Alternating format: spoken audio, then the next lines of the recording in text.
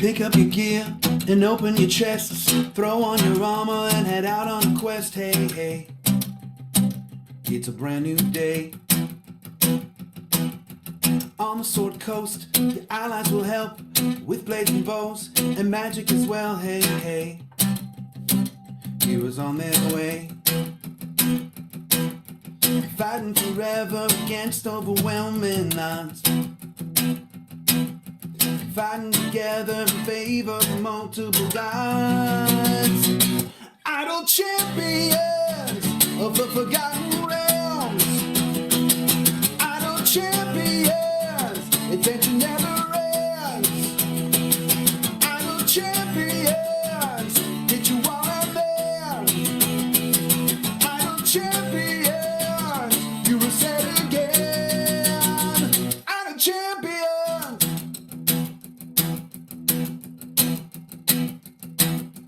From Waterdeep to Icewind, head out to Chull or Shadowfell, hey, hey.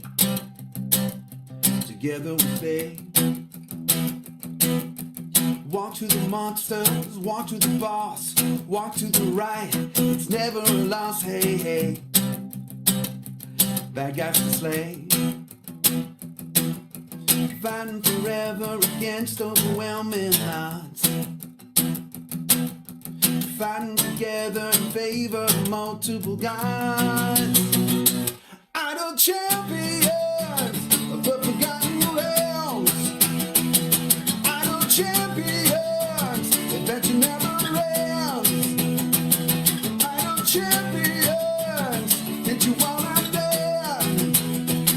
Idle champions, you were said again. Idle champions.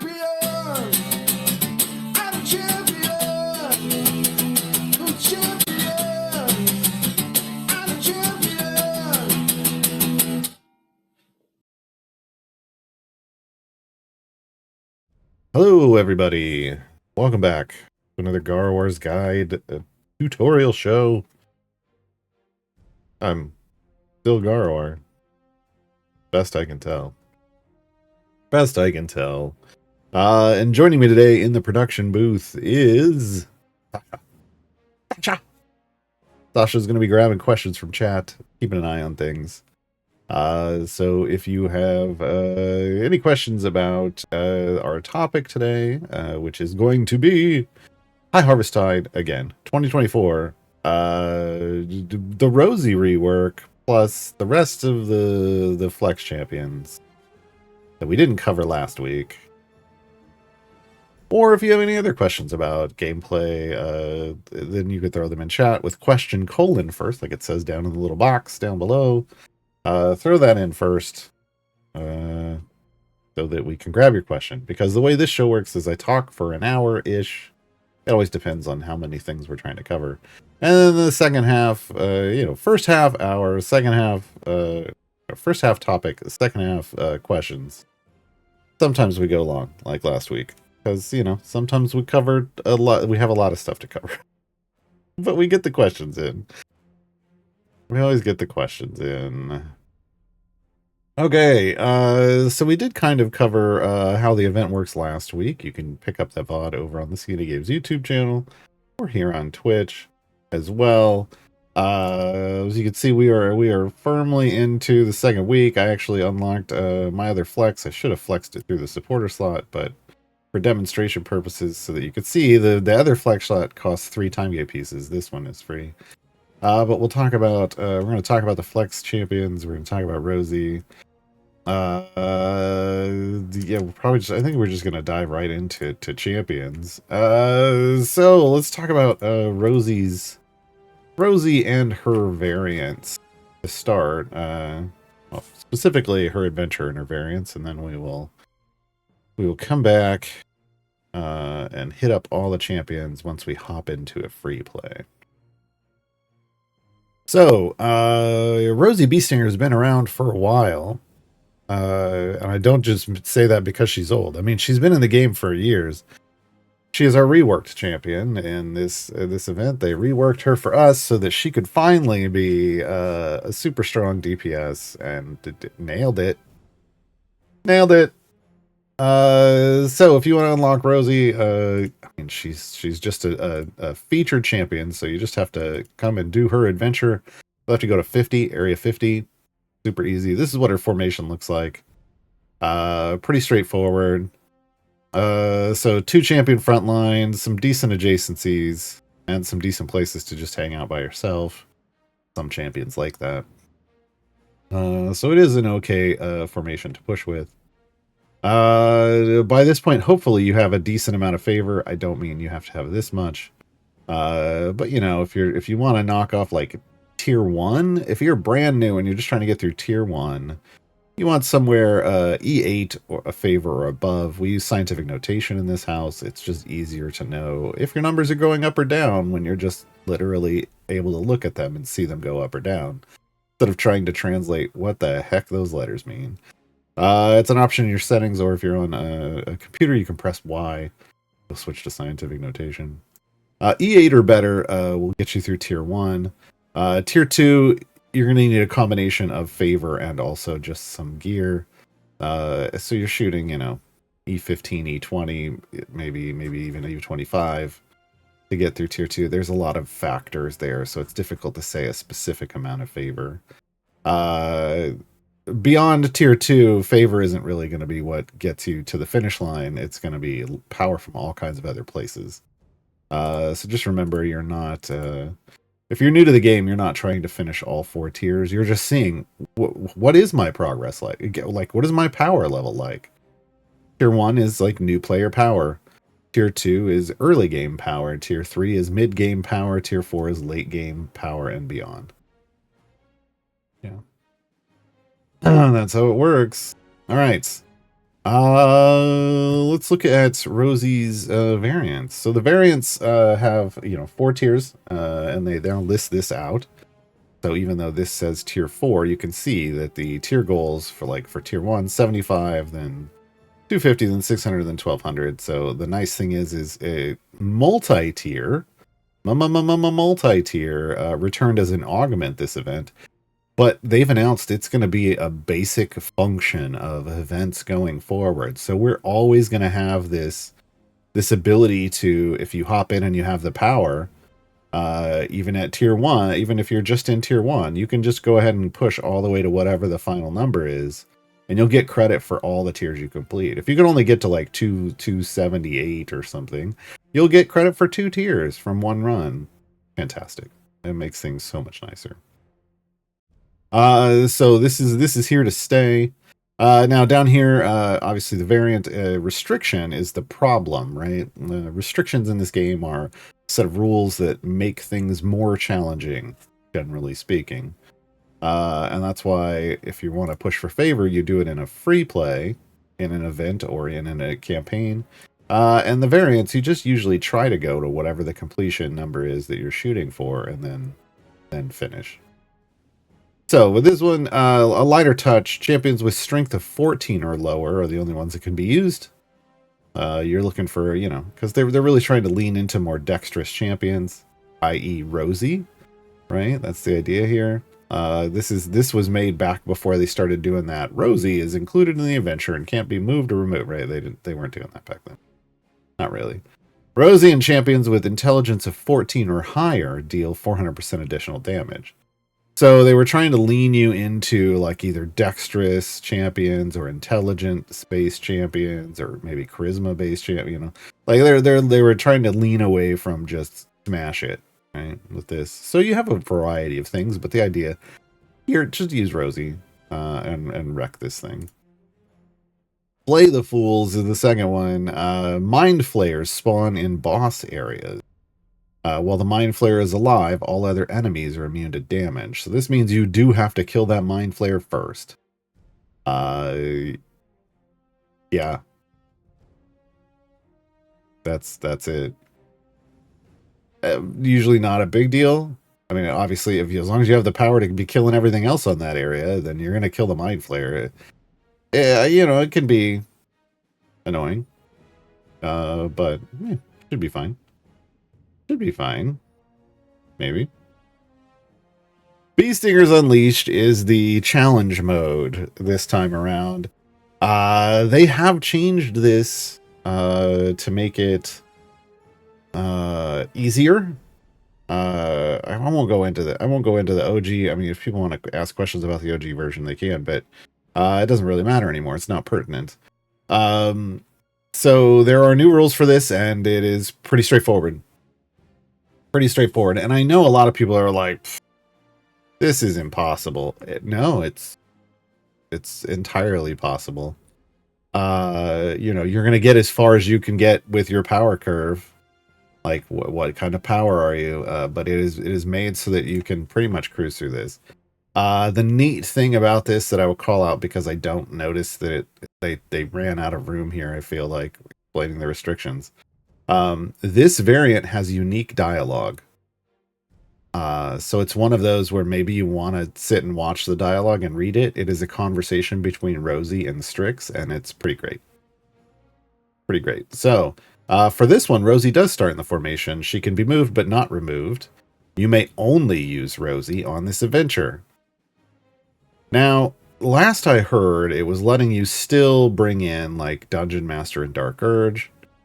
I don't know if that's by design, to be honest.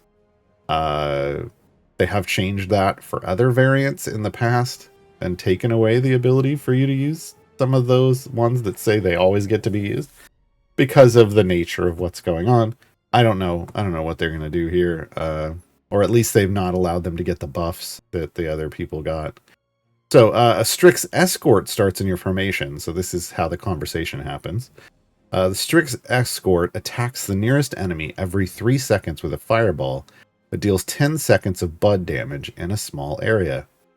Folks, for the first time, they put an escort in that's actually going to be your DPS. Rosie may set your bud, but you got to remember, bud is your actual damage per second. And so if you have Strix NPC doing 10 seconds of bud damage, that's more damage than Rosie could do. So it's really interesting. The Strix is actually your primary wave clear. You can get to a point in this where Rosie's hitting things, but Strix is killing things. Rosie's attack speed is increased by 300%. So she should just be flying out on. Should pretty much be close, if not exactly animation cooldown. Her ultimate attack cooldown is reduced to 45 seconds, so that she can basically spam it as much as possible. And her ultimate route now lasts for 15 seconds, so that you can kind of control things if you're getting a little overwhelmed. Rosie deals 40% additional damage. Then, reads a little weird, but then starting in area 2 and in deals 40. There shouldn't be a comma there. That's what throws me off. Rosie deals 40% additional damage starting in area 2. And this increases by another 45% each area you move forward, stacking multiplicatively. This is the damage boost that helps you deal with the fact that you only have one real champion in a formation. And you can do this. I did this with just Strix and Rosie. This is doable without bringing in extra people. Bringing in extra people may make it easier, right? But again, it is also based on, what's your power curve? Where are you? Where should you be falling normally, right? You can't just throw Rosie in and you're a tier 1 player and you clear 1600. Doesn't work that way. But if you have tier 2 power, you should be able to clear to both tiers. All right. So this one's pretty fantastic. I like these little challenge mode ones. We've seen this with Caddy Bree, Caddy alone. We've seen it a few times now. I always enjoy these. Just because these little scaling things make it fun, because you just see one champion just absolutely destroying stuff. Yeah. So don't be scared by this. Again, you'll complete whatever you have the power to complete. Pretty straightforward. I do recommend moving, Rosie all the way to the back. Just so in case, Strix gets rolled over, then you can just you've got some room before all the enemies get to you, right? All right. So I think her stuff's pretty straightforward. I don't really have a huge issue with it. I think you'll be fine. Again, as long as you have the appropriate power at favor, if you're brand new, favor is your power. Yeah, and you get that from free plays. Let's hop into you know what? Hold on, let's go. So if you're gonna flex, I need to flex a champion. So when you get your flex slot now, the last one, the one that opened this week is the cost 3 time 8 pieces. You do want to manage those resources. Last time we covered obviously Bobby is the new champion, Egbert, Corazon, Puent, Torrigar, and Dahani. This week we're covering Stoki, who I'm stoked for Stoki. She's going to be getting a rework later this year. So I would like to say, if you're trying to figure out who to flex and you're thinking about Stoki, don't. You're going to get her in a rework. She's going to be a featured champion in an event this year. So wait for that. Wulfgar is another one we're going to talk about today. Farideh and Certainty. I'm thinking I'm going to go with Farideh. So, you make your decision, choose who you want to pick, flex them. It's going to show up here. Their stuff won't show up right away on this screen. You do have to reset the state of the game. What does that mean? That means you either need to restart your client or switch parties or potentially go into a party. We're going to hop into a Rosie free play. And then when we click on our map next, it should show that. If I come back out. It should now show. Yep, there we go. So that reset the game state. Now I can see my flex champion, and if I were to go back out, leave this adventure, I could hop into something for Farideh as my chosen flex champion. All right, let us get little Miss Rosie out here. We will throw her at the front. We also want Stoki. We're going to talk about Stoki today. Where's she at? There she is. Halflings are us up here. Who else did I say? Farideh? Because we just flexed her. Where's she at? Why am I? This is the wrong. That's the right bitch. See? Oh, there she is. She had her hood up. I couldn't see. Wulfgar is in slot 10 with Rosie, so we will have to come back to Wulfgar in a bit. Let's just put him up there, and then when we swap, he'll be there. And then Certainty drawn from Acquisitions Incorporated.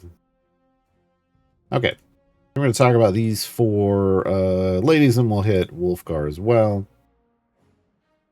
And that will cover everything. Between the 2 videos, that'll cover everything. All right, so Rosie Beestinger, I have her in her bee outfit. That's actually, I think isn't that still one of the rewards for the Beestingers Unleashed? Maybe because I already have it, it isn't listed. So Rosie comes to us from the Acquisitions Incorporated, the C Team. The C Team, which was its own show, weekly streamed. It has been completed by now, and it basically shows. It's a show. If you're looking for TTRPG shows, it is the show that explains the reality of what's going on with Acquisitions Incorporated. Because the Ac Inc. live shows, the A Team shows, you find out the truths behind that by watching the C Team. It's pretty good. So Rosie is a female halfling monk. Chaotic good. She is a DPS. She just hits things. Yeah. Her base attack is Shadow Step. It's a melee attack. Yeah. Rosie Shadow Steps behind one of the 3 closest enemies at random and hits them with a flurry of blows. And you can see it's a really cool animation. She just whips up into a shadow. And then she will, if you're paying attention on the right hand of the screen, she appears over there and then pops them and then comes back. It's pretty cool. Her ultimate is called Grandmamancy. She roots all enemies in place for 5 seconds and becomes a blur of movement, pummeling up to 10 enemies on screen for ultimate damage, so your bud. and refilling her deflect stacks to max. Now we'll talk about deflect here in a minute, but this is not only a great crowd control and damaging ultimate. That deflect stacks thing is a big deal. Here's what it looks like. Boom. They would have all been rooted if we had a big group, and she would have kept punching things. But we're killing everything. So, not a whole lot to see there at the moment. She is built around being sassy. Sass is her thing. Look, you don't live 110 years and just, not have some sass in you, right? So she deals an amount of increased damage for every champion in the formation younger than she is, and it stacks multiplicatively. Multiplicatively is the good way, of course, but this one, because you can see this number has increased based off my gear, and feats and whatnot. This is multiplicatively stacking ability with modifiers that boost the pre-stack multiplier. That's the overpowered way. We call this mathematically overpowered in this game, or MOP or MOP if you hear people referring to that. This is just a way to call out a specific kind of ability that can be, not always is, but can be incredibly strong. That is the way that an ability can be the strongest in the game. And the champions, almost exclusively, but not quite, there are some exceptions, champions that get talked about the most in this game as being the strongest have at least one ability like this. Some have multiple. There are a couple now champions that just have incredible scaling that don't have these mathematically OP abilities. For instance, Karlach, and I believe Rust. I think Rust. Well, Karlach for sure.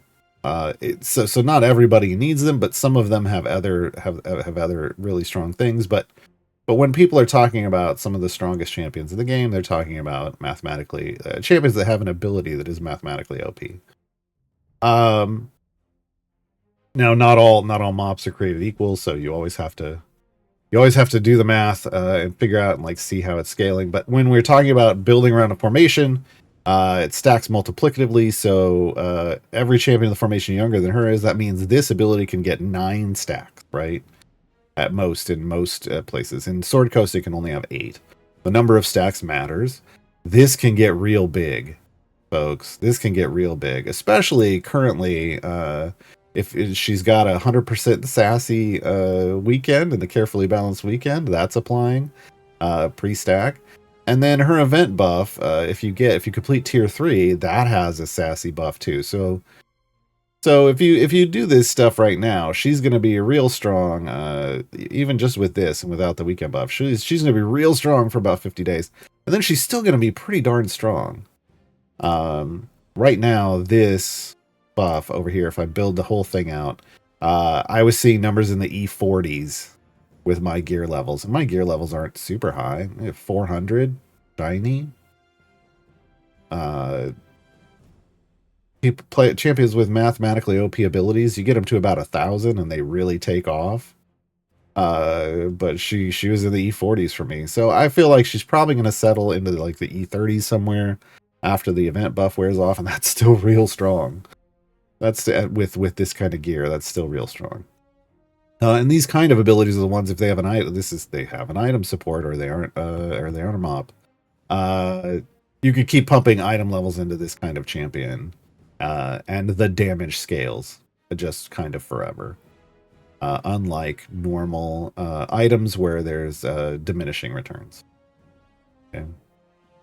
So yes, all right. So that's sassy. Sassy's the big one. So you really do want to build around having a sassy formation, which means the other champions in the formation need to be younger than her. There are 140 champions in the game now. There's a lot of options. Let me show you. You have a slider here on age. Here's the high end. We're not really removing a lot of people, coming back down to I'm gonna go to 105. But it's 110. Would keep Rosie in there. Look, I can scroll on every one of these seats. This is the number of champions that are available, folks. There's a lot. And they're strong. So there is a fantastic set of champions that qualify for this. You can build. If you're newer, you may not have them yet, but this game is about collecting these champions. You can build incredibly strong Rosie formations that can go very, very deep into the game. So just know that this is a pretty strong ability. This isn't as limited as you might think it would be. Deflect missiles. This was always probably one of the coolest parts of her kit. And honestly, it got cooler. Rosie gains a deflect stack every time she attacks. Not kills, attacks. So, attack speed matters in terms of ramping this up, but again, her ultimate can max out her stacks. She can store up to 100 deflect stacks at once. I know that says 150. I have a feat that raises it. Whenever an enemy attacks the formation with a ranged or magic attack, Rosie consumes a deflect stack and reflects the attack back to the attacker. So those ranged and magic attacks don't hit your party. Instead, they hit the person that sent them towards you. As long as she's got deflect stacks. 1 per attack, right? The reflected attack deals Rosie's damage with a 100% additively increased chance of dealing a critical hit. So, it will increase. It will basically double whatever your crit chance is. She starts at a 2.5. She's got some feats that change this, and there's other champions that she works very well with. That boost crit chance. So you're basically just critting all over the place.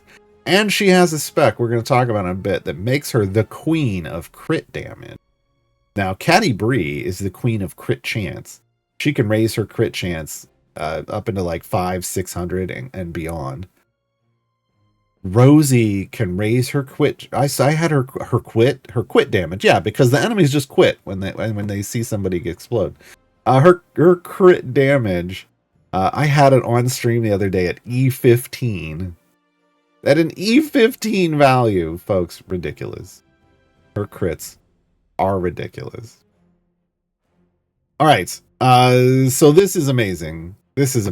Basically, there are some really annoying bosses in this game that do just destructive things to you with magical attacks and ranged attacks. And she's just like, nah, not my team. As long as she's got stacks, she will turn it back and she will wreck those bosses. It is great. Timeless Body. Rosie gains a timeless body stack every time she successfully deflects a ranged or magic attack with deflects missiles. So every time you consume one of those stacks. For each timeless body stack she has, Rosie increases the effect of Sassy by a percent. This varies. It has an item. That's why it has an odd number. This can be boosted. It stacks additively. These stacks persist between adventures. That means this is a permanently stacking ability. This can be can get itself up to a strong buff. Keep in mind, it is additively stacking. You have to actively work to make it happen. But this is much like Zorbuz and Dahani and Toragar. These champions that have, and Dark Urge that have like kill stacks.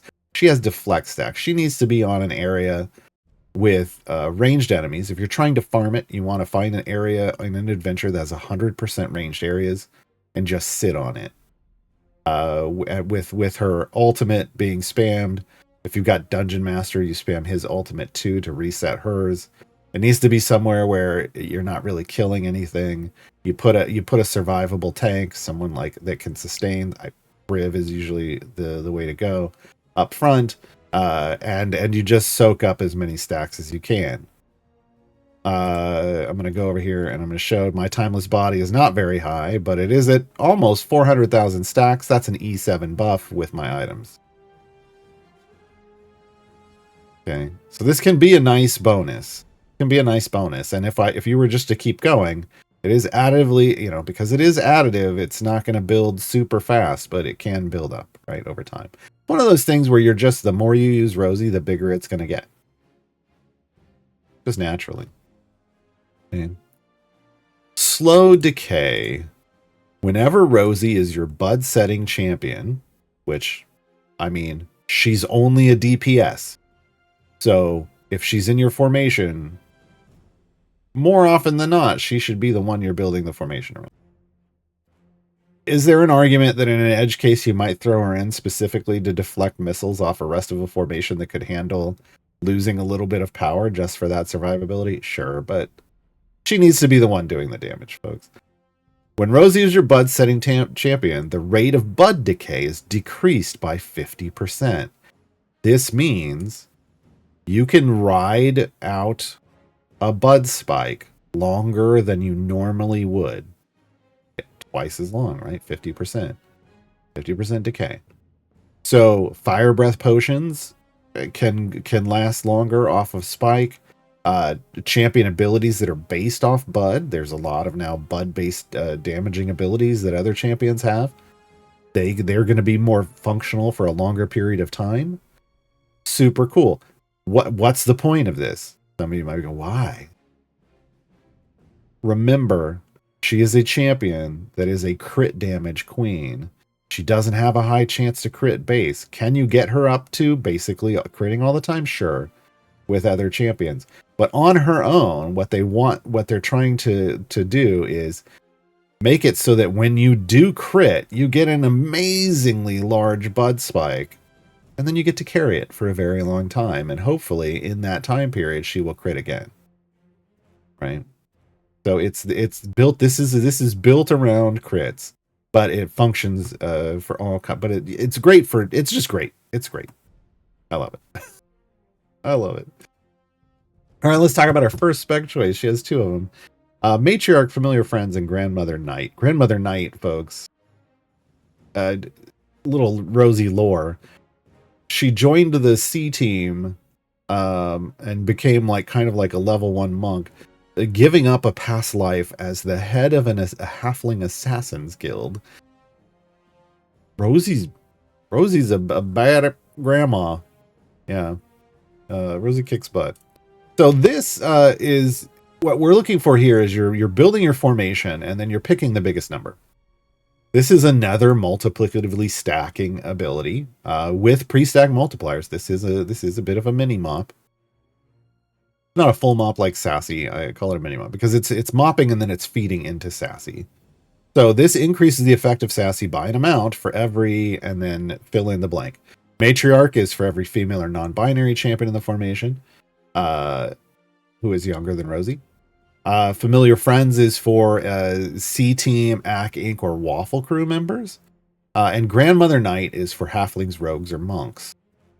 So you're picking the largest one. Now, we don't have a full formation here, but we do have, there is a largest one. So we're going to go with the largest one, as you should. And then we'll talk about her second spec. Grandma Bod, Busy Beestinger, or Slower Decay. Okay, Grandma Bod, the damage bonus provided by Timeless Body stacks is increased by potentially a large amount because this scales with an item. And whenever she deflects a ranged or magic attack with deflect missiles, she gains 4 stacks of Timeless Body instead of 1. If you're trying to farm Rosie stacks, you go with Grandma Bod. Okay, 4 times the progress. Okay. Also, if hey, you've got plenty of damage, you're fine. You're just going to be running Rosie as your DPS, Grandma Bod. Go ahead and still get 4 stacks whenever one triggers. Why not? So I think a lot of the time, unless you're trying to push deep, unless you're doing a deep favor run, you might as well try Grandma Bod. Build up those Timeless Body stacks, right? And it's a decent buff. Not amazing. But she's going to get more power out of one of her other specs. Get there. Busy Beestinger, this is her attack speed cooldown is lowered by half a second. Stacking additively, and her damage is increased by 400% stacking multiplicatively for each member of the C team in the formation. Don't pick this one. I don't like saying this about specialization choices. Especially modern specialization choices are usually pretty good. Usually everything is good. This one is not. The only thing you would be doing here is trying to get the attack speed. There's only 3 other members of the C team. I mean, you're including her, so you know you could get 4. So you could reduce her attack, or you could reduce her attack speed down by 2 seconds. Basically, you'd be hitting the animation cap. There's other champions that can get your attack speed faster if that's what you're looking for. And the damage bonus, because it's just 4 stacks, is just not that great. And it doesn't scale with the item. If it scaled with the item, maybe, but because it's 4 stacks, it's just really not that great. If this had said, I really think if this had said for any AC Inc. or C Team member, if it had been like the other one, where it's AC Inc., C Team, and Waffle Crew option, right? You'd cap her attack speed and then you'd get a big buff, but it doesn't work that way. So I would ignore Busy Beestinger for now. I feel like you're either going to go Grandma Bot or you're going to go Slower Decay. Grandma Bot, really, most of the time, just stacking up Timeless Body Stack. Slower Decay is your damage spec. It increases Rosie's critical hit damage by a vast amount. Again, this one scales with your item. And the effect of Slow Decay is set to 75%. So you're going to be able to stretch that Bud Spike even longer. Now, what does this look like? All of a sudden, now I'm up into the EO5 crit damage. Yes, thanks. That's great. Again, like I said before, in the right combination of in the right formation, I've had this up to E15. So yeah, do this. That's a lot of damage.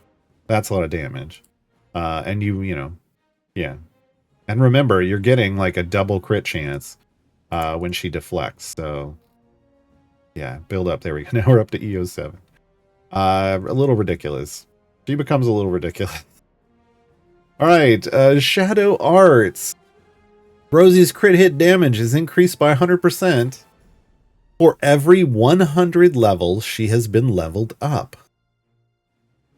We've had champions that do things with the levels that you have on other champions.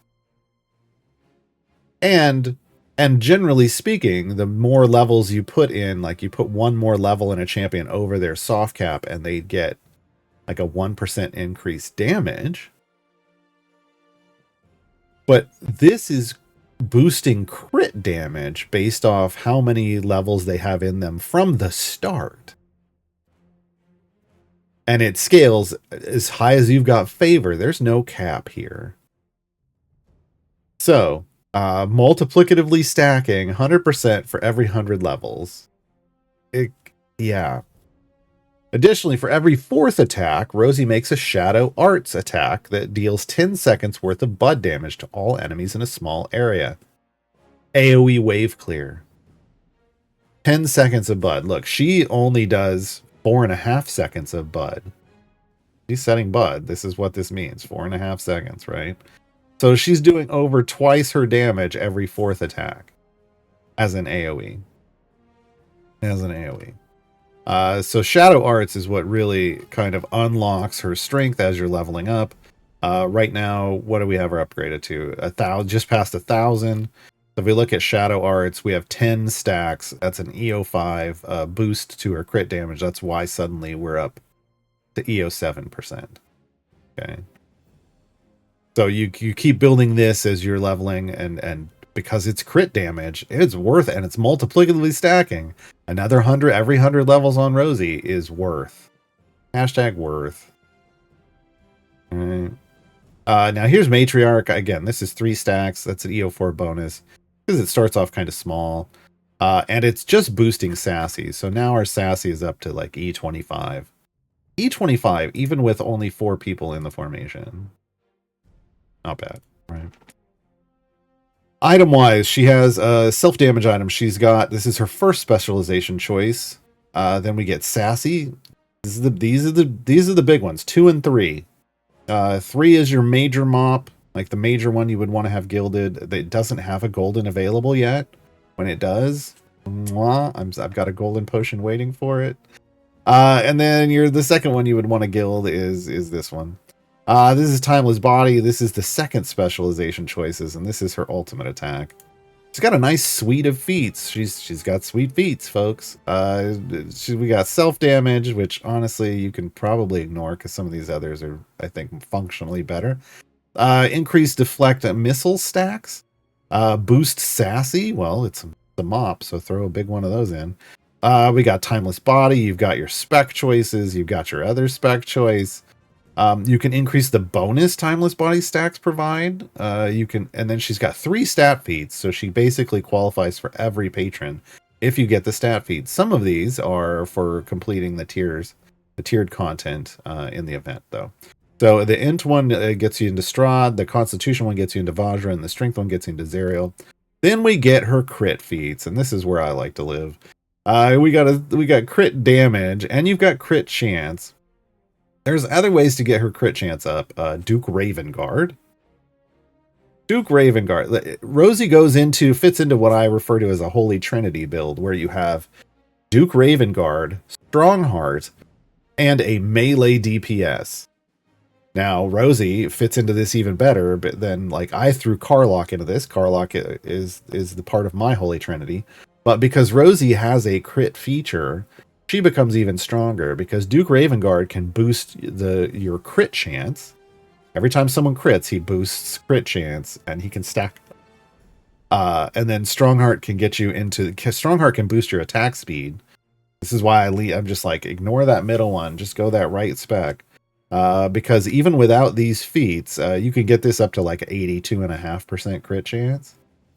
Then you can add another 15, so she can get up to like 97.5, I think.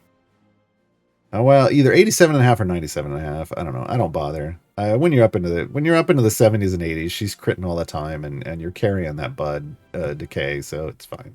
So these are the important ones for me, is the crit damage, because it just makes this ridiculous, right? So that's the way Rosie works now. She's fantastic. Yay for Rosie. Yay for the Rosie rework. Let's talk about Wulfgar real quick. We're gonna dive through everybody else real quick. I'm gonna lightly cover Stoki because she's getting a rework soon. But let's cover the others here. So Wulfgar joins us from the Companions of the Hall. He is one of the Companions of the Hall. It is only these 5 champions: Bruenor, Catti, Bree, Dritz, Regis, and Wulfgar. Anyone else is just Companions adjacent. Male Human Barbarian, Chaotic Good. He is the tank support for the team. Starts off with a 20 Overwhelm. His melee attack is Tempest Strike. He smashes the nearest group of enemies with his Warhammer. I should show you what he normally looks like. There we go. Look, this is normal. This is Wulfgar's canonical form, but for me, Wulfgar, this is the dwarf glitch form. He's got some great skins. Mythic. This is Wulfgar Daddy. This is Icewind Dale Daddy. Wulfgar, basically. That's a great one. But once they gave him the dwarf, I go dwarves. His ultimate is Aegis Fang. So he has an AoE melee attack, but he's a tank.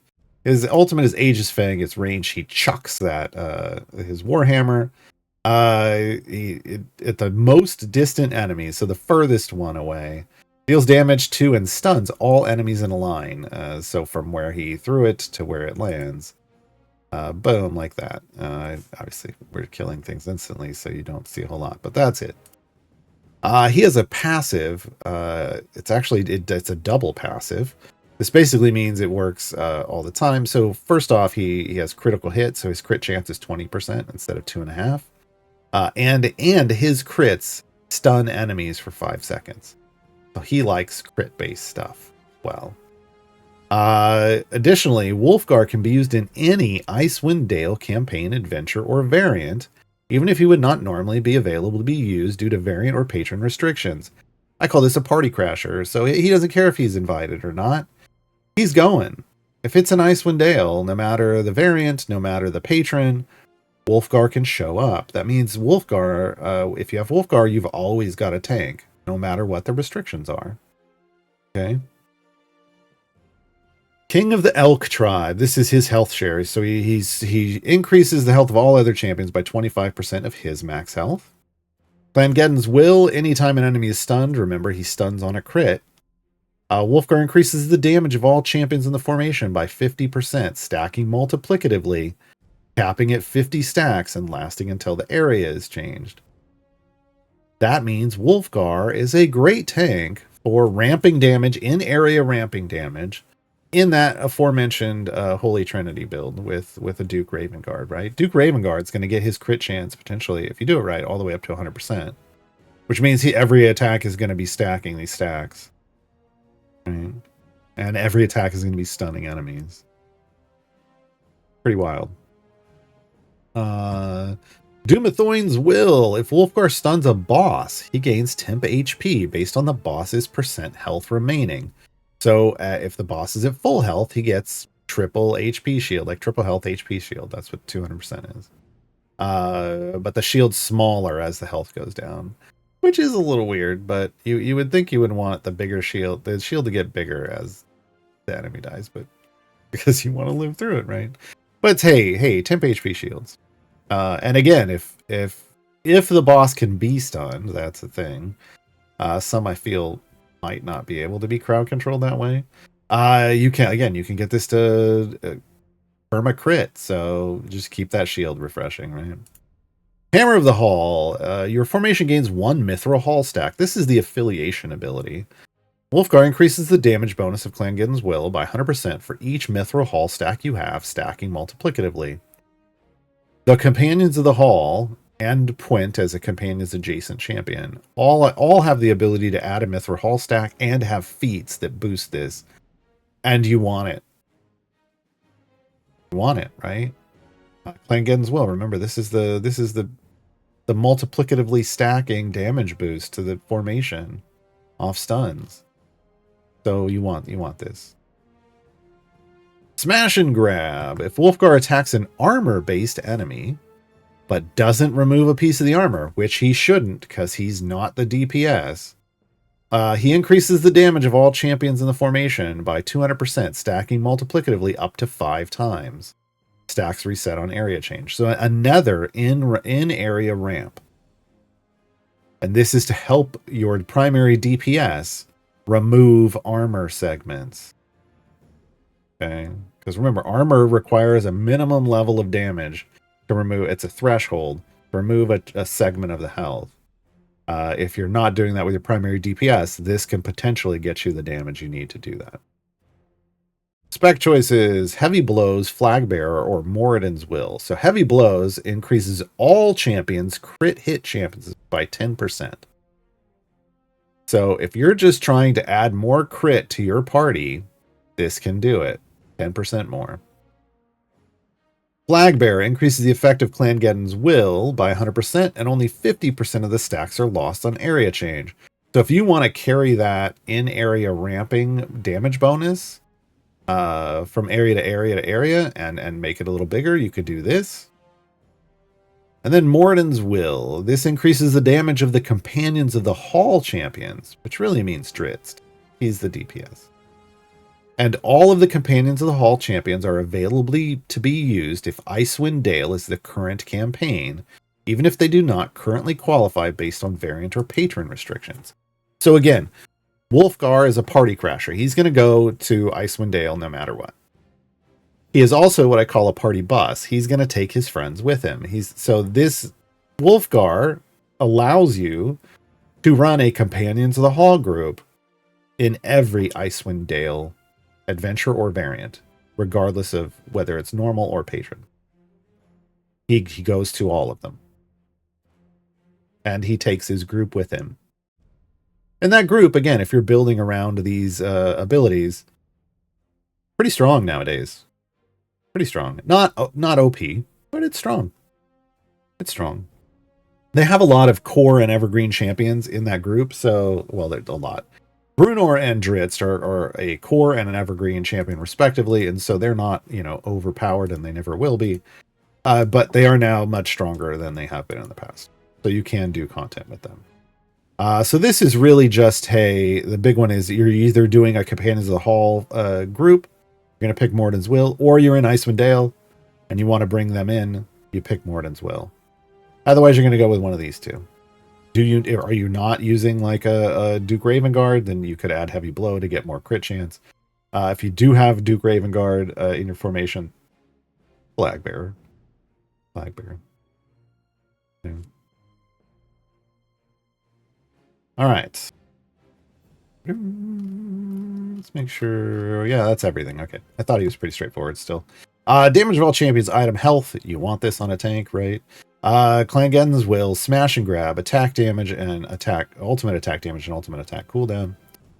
We get damage all champions. You get health. He's also going to get some overwhelm feats when we get to him.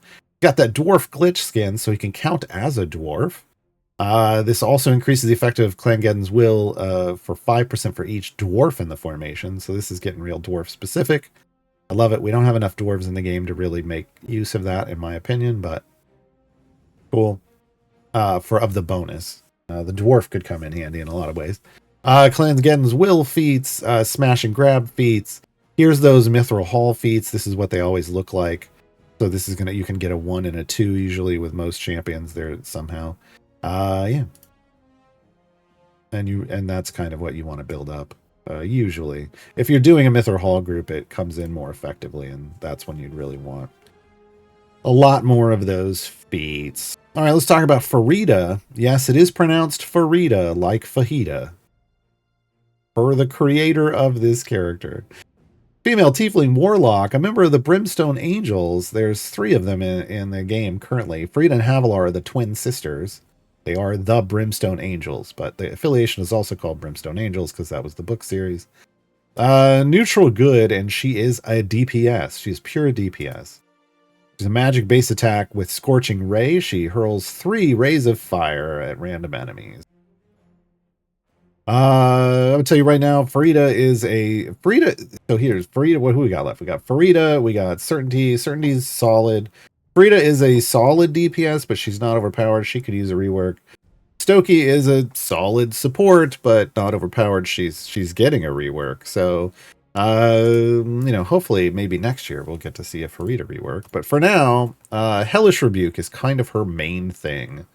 Enemies that hit Farideh or champions adjacent to her take damage equal to a percent of her DPS, and this goes up with an item. This is the big hit. This is where her damage comes from, is Hellish Rebuke, which means you have to get hit, right? Now she has base damage just to start off. You would kind of put her here so she's adjacent to both the tanks. And then if enemies come up and hit the tank, then they take a huge spike of damage.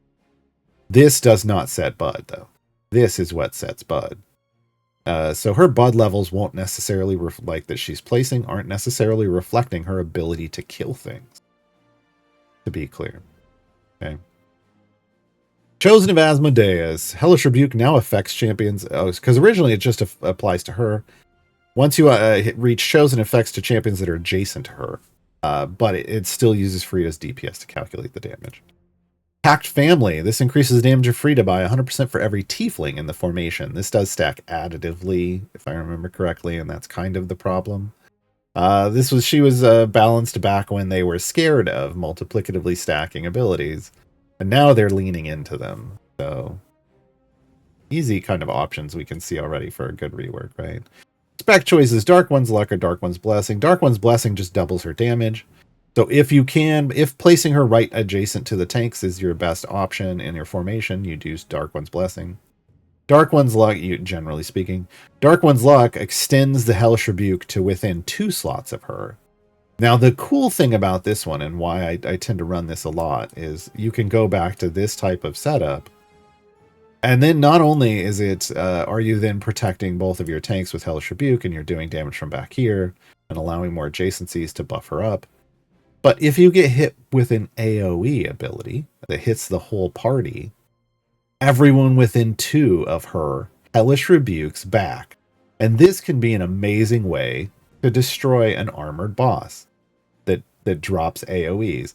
You got an armored dragon breathing an AoE on your party? Farideh's Hellish Rebuke within 2. Suddenly a lot of their chunks just disappear. Right? As long as you've got the damage. Again, she's not in the OP levels of damage, but she's solid. She can do most things, but just not all. Her current state. And this is true of a lot of kind of the Event 2.0 champions that have been coming out, since Event 2.0 started. So a little earlier this year. Not very long. They have all been tuned, both with the new champions and the rework champions, to feel overpowered. That is the new normal. And that means that a lot of these older champions who are still solid workhorses, who can still come in and do the job, feel weak. That will just take time to adjust, right? Sister, next ability. This increases the effect of Faride's packed family by 500% when Havilar is in the formation. So they want to be used together. This is kind of their affiliation bonus. Ultimate Infernal Aspect. It is a knockback. It pushes all enemies away, slows them, and then damages a random enemy every second for 15 seconds. So here's what it looks like when it's going on. So enemies are just going to be taking random damage for 15 seconds, and then when that's done, this burns out. There you go. Item-wise, pair of self-damage items, then Hellish Rebuke, Pact Family, ultimate attack damage, ultimate cooldown. Again, she's a very straightforward kit. Self-damage, Hellish Rebuke, Pact Family. We have a Wisdom. I believe this was... I don't remember what this was for. It's probably either someone's ability, either another champion's ability or a variant access. But this wasn't for patron access. She can... there's a 1 second cooldown on her base attack feat so that she attacks more often because she's at 5. You can take her down to 4. And she has Immolation. These are cool. So basically, her attacks will do an additional 1 second of bud damage every second for 5 seconds. So she basically lights things on fire.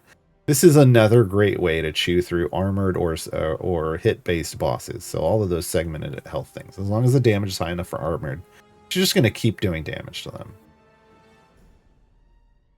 Very fitting for her kit, right? Because she's just throwing fire everywhere.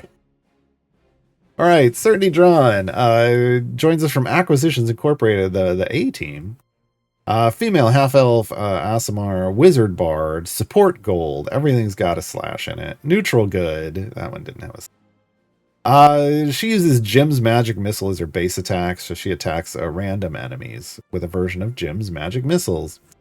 Her ultimate is her airship attack, where she basically pulls out a toy airship, enlarges it, and then it flings up to 10 enemies off the screen.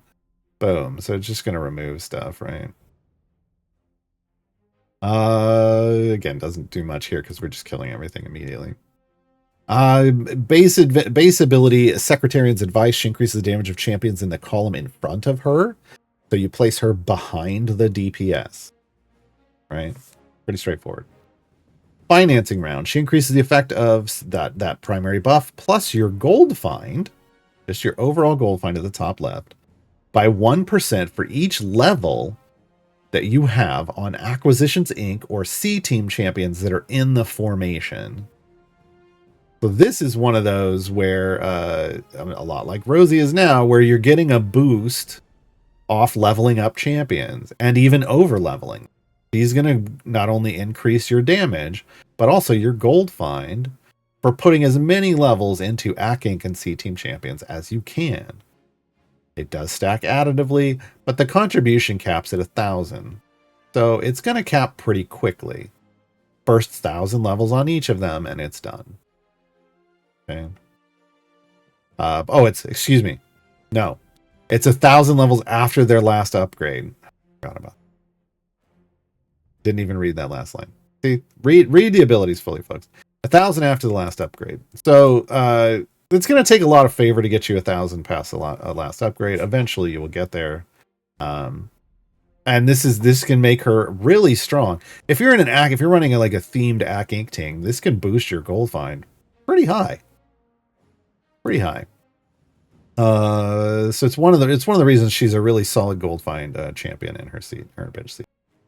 Dad and Uncle Jim. So if you have Omen and Jim in the formation, then these are bonuses. Certainty helps her father, Omen, by increasing the damage of champions of Tymora adjacent to her. That's an Omen ability. And she helps her uncle, Jim, by increasing his damage by 200% due to royalty payments for using his spell. So just a small boost to his damage. Her spec choices are layered. You're choosing a stat boost to give to champions in the column in front of her, and then that changes the focus of one of her next abilities. So Best and the Brightest gives +1 int to all champions in the column in front of her. Smooth Negotiators gives +1 charisma to the champions in front of her. You want to go with whatever the highest is. So in 14 versus 18, we're going to go charisma here. And then that choice is going to feed into the next ability. Employee evaluation. Certainty assesses the average score of her preferred ability, which in this choice was charisma, of the champions in the column in front of her, and increases the damage effect of Secretarian's advice by 200% for each full point over 13, stacking multiplicatively. So this is a multiplicatively stacking boost with a flat value, though. But it's still strong, so having a really high value in the column in front of the averaging in the column in front of her is great. Now, we only have one champion there, so it should be 6 stacks. If we go over here, yeah, well, 7. I'll take 7. So yeah, over 13, yeah. So yeah, that's our average, and it's about an EO6 boost, right? That's going to Secretarian's advice. Sure, take it. So having a very high stat, either int or charisma champion, is really what she would prefer in the column in front of her. Right? And if you have multiple champions in the column in front, remember they all need to be high or else it lowers the average. All right, Reboot Expert. This is her permanent stacking ability. It's a little different. She increases the effect of her Secretarian's advice each time she's been in an adventure for at least 250 areas when it is reset. This stacks additively and persists through resets. She basically wants to be in your party all the time and wants you going. She wants to be on an area 250 and wants you going at least, 251 areas before you reset, over and over and over and over and over and over and over again. Again, diminishing returns over time, but it will additively stack. I don't think I've done this very much. No, I have 132 stacks. That's an EO5 boost. Is what it is. But you can stack that up as well, folks. All right, yeah, that's all of her stuff. Item-wise, damage all champions, Secretarian's advice, a reboot expert, financing rounds, employee evaluations, and then reducing her ultimate attack. So she has a really effective itemization set. Damage all champions feats. We got gold find feats, of course. You can change the stat bonus from +1 that you give with your spec choice to +2 worth. That gives her another multiplicative stack, right? Secretarian's advice, reboot expert, financing rounds, right? Like you've got all the options. But I like this one, the new me one. All right, let's quickly talk about. Well, it's going to be quick because there isn't a whole lot. This is Stoki from a long time ago. Like her kit's pretty straightforward. Stoki's a female gnome monk, a lawful neutral support goal. That's right, she's not gnome. It's the monk crew with her and Rosie. Support gold, lawful neutral. Flurry of blows is her base attack as a monk. Just a random enemy. Quivering palm is her ultimate. She leaps out and attacks 5 random enemies with an extremely powerful palm thrust. Over the next 10 seconds, all affected enemies take massive damage over time. This is a dot. This is a real big bud-based dot. Again, good for segmented health enemies, right? You're not really going to see anything here because she basically just jumps out and punches them real hard. Right? Key Strike is her main ability. So enemies attacked by Stoki gain a mark of key. Stoki increases the damage of all champions on the edge of the formation by 400% for every mark of key active. This is an additive stack. This is why she's not super strong right now. But the more marks of key she has active, the more damage you're going to be able to do. This means with Stoki in your formation, you want your DPS on the edge of the formation, or they're not getting her buff. Okay. This obviously kicks in. It wouldn't do anything really here, but as you get nearer your wall and enemies aren't dying immediately, she's going to be spreading these around a lot because she's attacking random enemies. Golden Palm is the gold find, so this champion's adjacent to her cause enemies they kill to drop more gold for every mark of key active. 50% more for every mark of key. That means not only does your DPS need to be on the edge of your formation, edge means either the top, bottom, front, or back. So this whole formation is an edge. There's no interior, right? If there was another formation slot here, this would be interior and everything else would be edge. But in this formation, everything is the edge. You need her adjacent to the DPS as well, so that you get that gold find. She gets an extra attack. This just means she can spread her mark of key better. She might get multiple of those through this. I can't remember off the top of my head. Key infusion, mark of key can now stack up to 5 times on each enemy. So even if you get a fixed number of enemies on the screen, which the max is 100, but if you're on a boss area and there's like 11, that means you can get up to 55 stacks of key, right?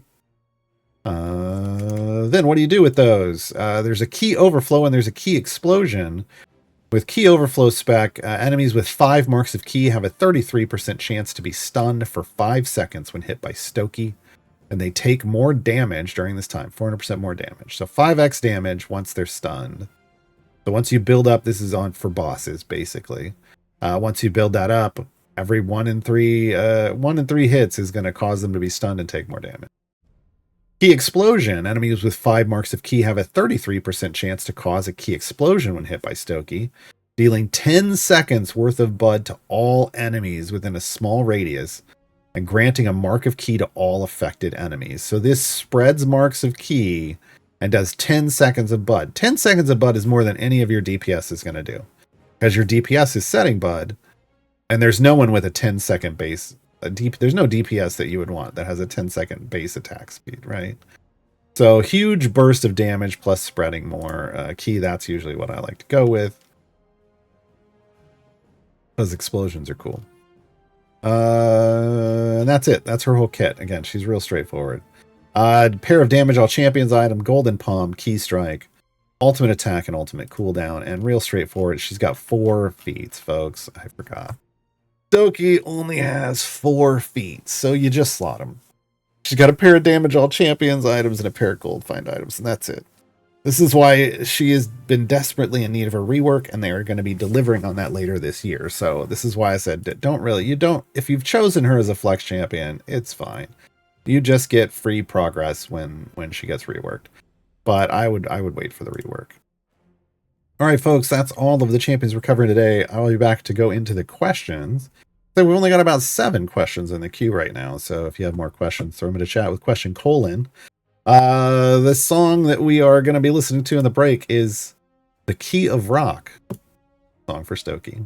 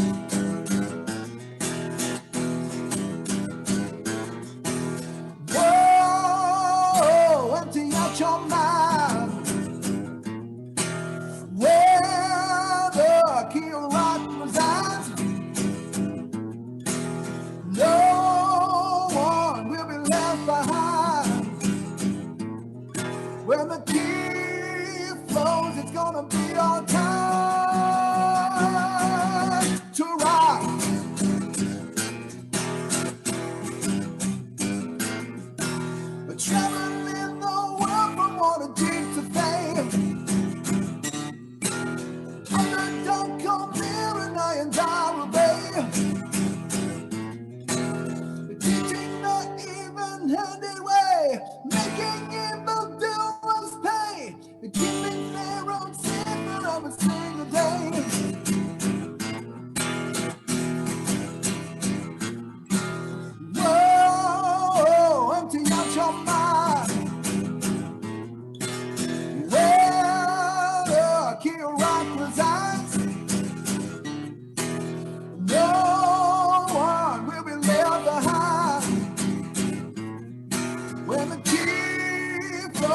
gonna be your time to rock.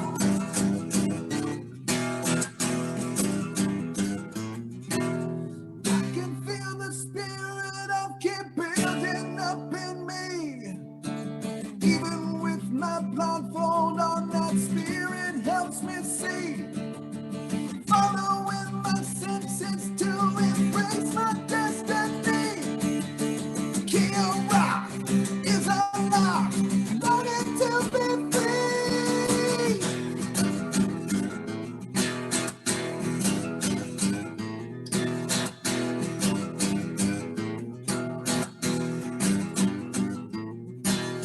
Oh, empty out your mind. Yeah, the key of rock resides. No one will be left behind. When the key falls, it's gonna be your time to rock.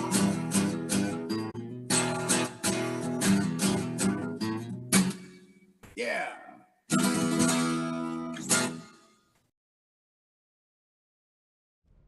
All right, we're back. Okay, I've swapped my formation, folks. Because I know there's at least one question about the Holy Trinity coming up, and I wanted to throw out a Holy Trinity with Rosie formation, so I can explain what's going on here. Let's go through here. I'm gonna hit the stuff that was kind of on topic first, and then we'll get everything else. Yorick the Young. Can't seem to get past tier 3. My favor is only E13.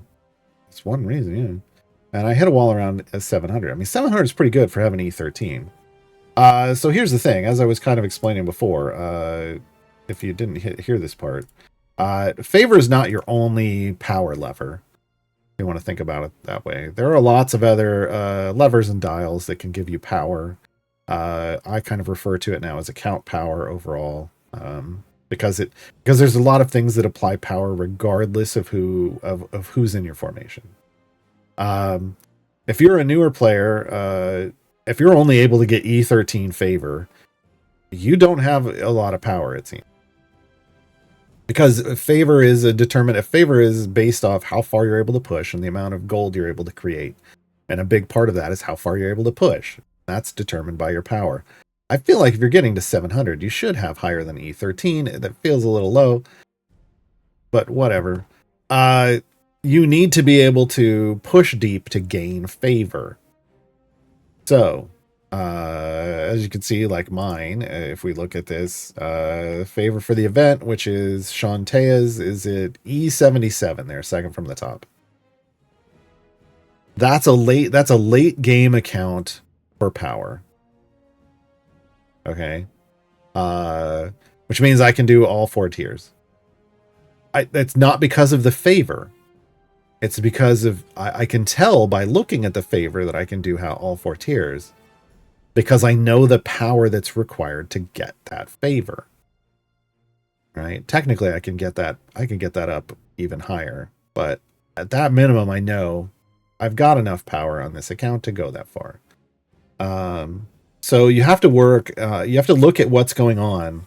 Look at your other forms of power and try to maximize those, so that in the event you can do a free play and push deep for favor. That's where you should be getting your favors in a free play, to try to get as much power or favor as possible.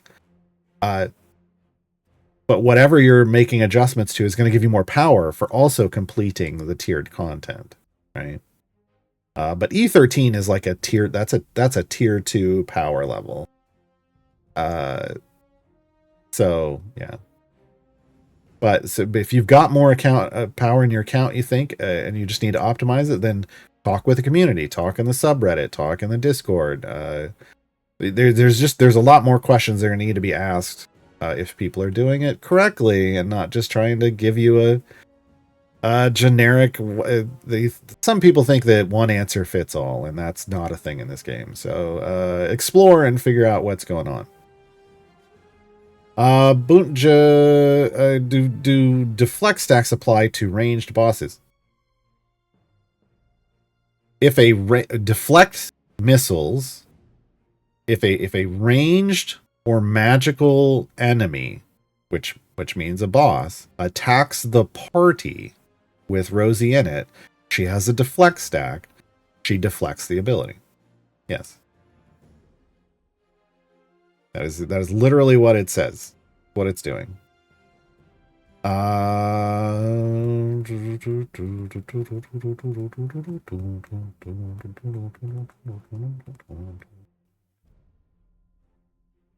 Browncoat, in an earlier stream you mentioned you were going to move Rosie's golden epics to slot 2 and 3. Yes.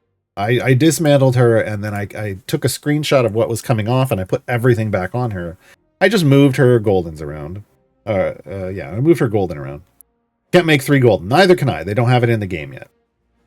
What that means is if they don't let you make, if you have a potion of golden, here, I'm going to demonstrate.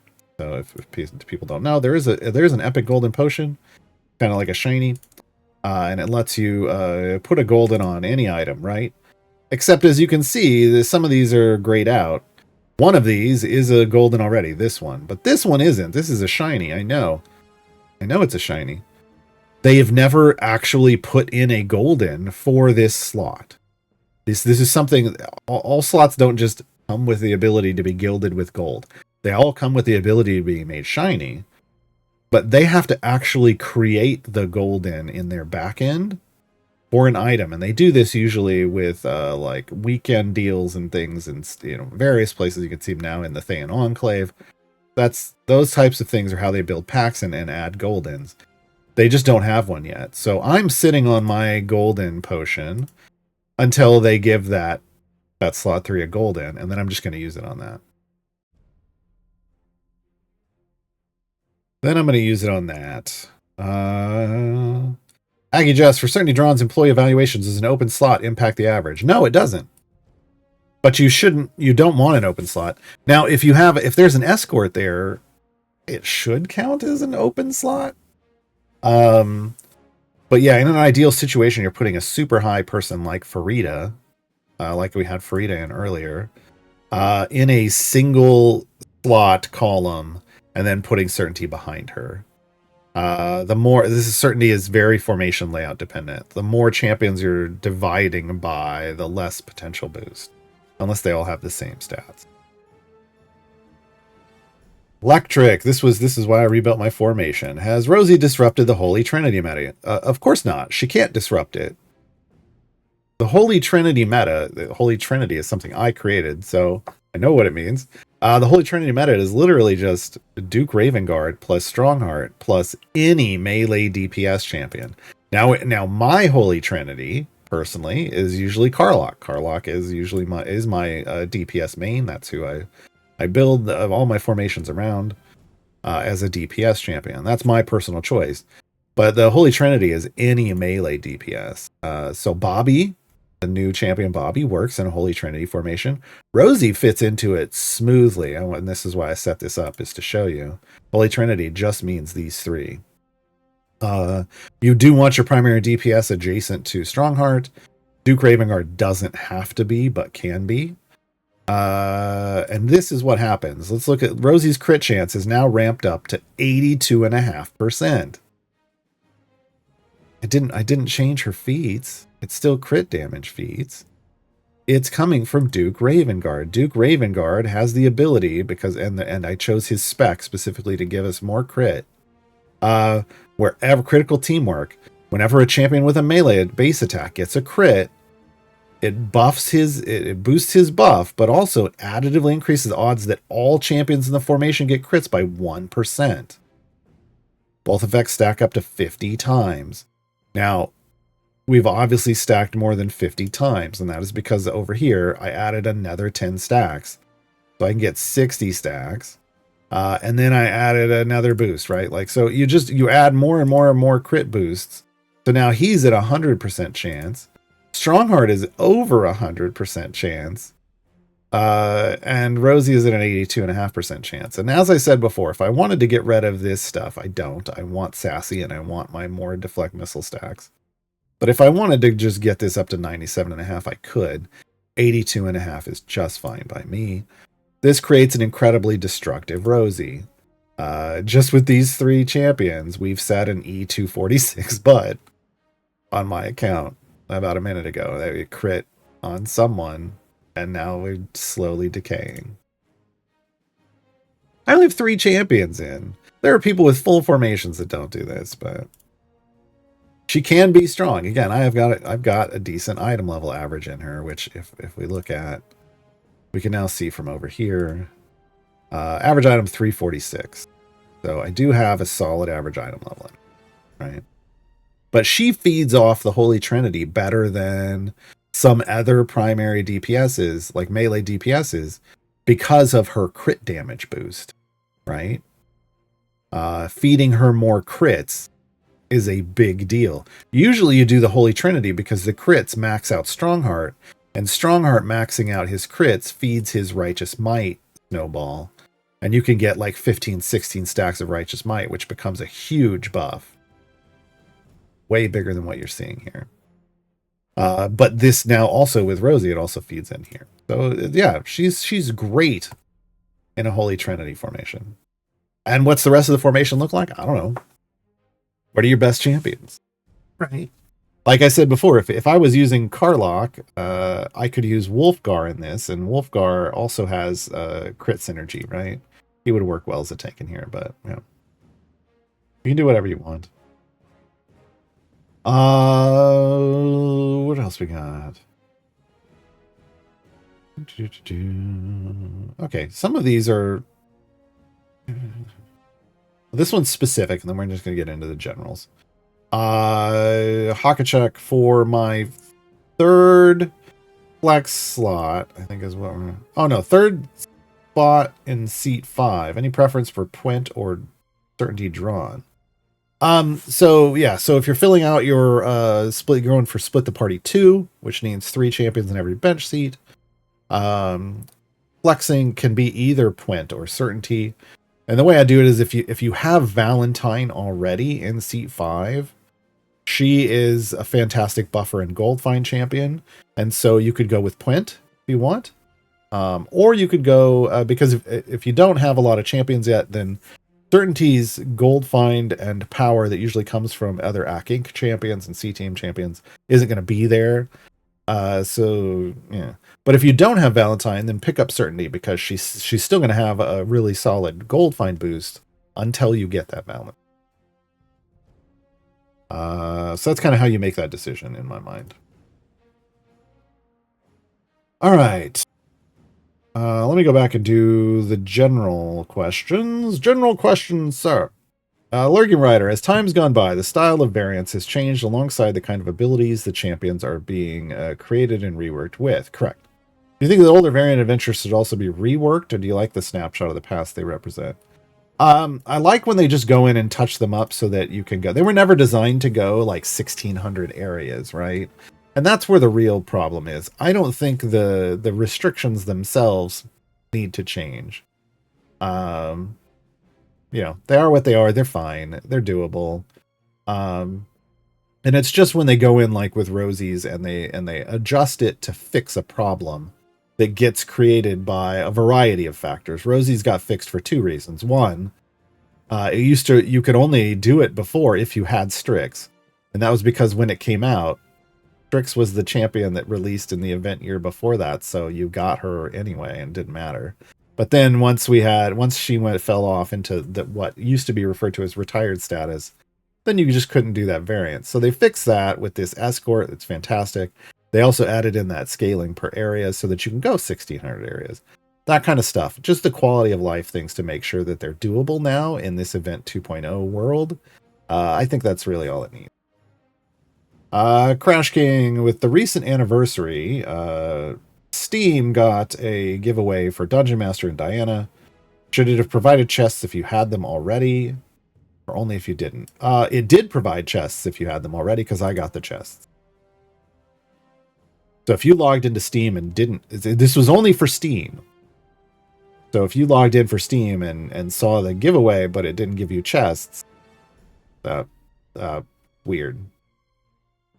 But other platforms didn't get that. That was a Steam only thing. Nave Sensei, how do I upgrade gear from purple to gold? It's kind of an orange. Maybe it looks gold for you. But this is through the Legendary Forge, which is this system. And it isn't, I mean, it's, you turn the outer border this orange goldish, whatever. To me that's orange, but everybody's eyes work a little differently. It doesn't change the rarity of the gear. It just adds a new effect. This is called legendary effects. You have to have scales of Tiamat. Now, Bobby is a scavenger of these, so he can scavenge them, but normally you earn them by doing Trials of Mount Tiamat, which is kind of the raid in Idle Champions. You do it with a group. That unlocks after you complete Baldur's Gate Descent into Avernus. Now, there is kind of a workaround now with Bobby. If you have the scales, and you can click on on this little forge symbol and turn a legendary effect on. These forge symbols show up even before you unlock the forge, which feels like a bug. It feels like an unintended thing, because before they were like, well, I mean, you wouldn't get the scales anywhere else when they kind of put them in, but now you can occasionally get scales in other ways. So I don't think it's a big problem. But that's how you add a legendary effect to an epic item. Stop Lizzle, you said 54 gold chests to get to full epic. That is if you run every pity timer, yes. Why is that? And can't epic non-gear show up to extend that number? No. So this is based off pity timers. Do I have a pity timer? Yes, I do. So this is the weekend chest, folks. If you sign up for the newsletter, you get a newsletter every Friday, and then it gives you a free gold chest. Gives you the weekend chest. Now, the first time you encounter a gold chest in the game, the pity timer, that's the purple bar beneath there, is set to 4. So the purple script says guaranteed epic equipment in one of the next 4 chests. That didn't say epic item, like it wasn't an epic consumables, so consumables don't count. It's epic equipment. So one of the next 4 chests. So the first time you get that gold, you're guaranteed to get an epic out of the first 4 of these gold balanced chests. They give you a newsletter, one in the newsletter, and then there, you could go to the shop and buy a set of the weekend chests.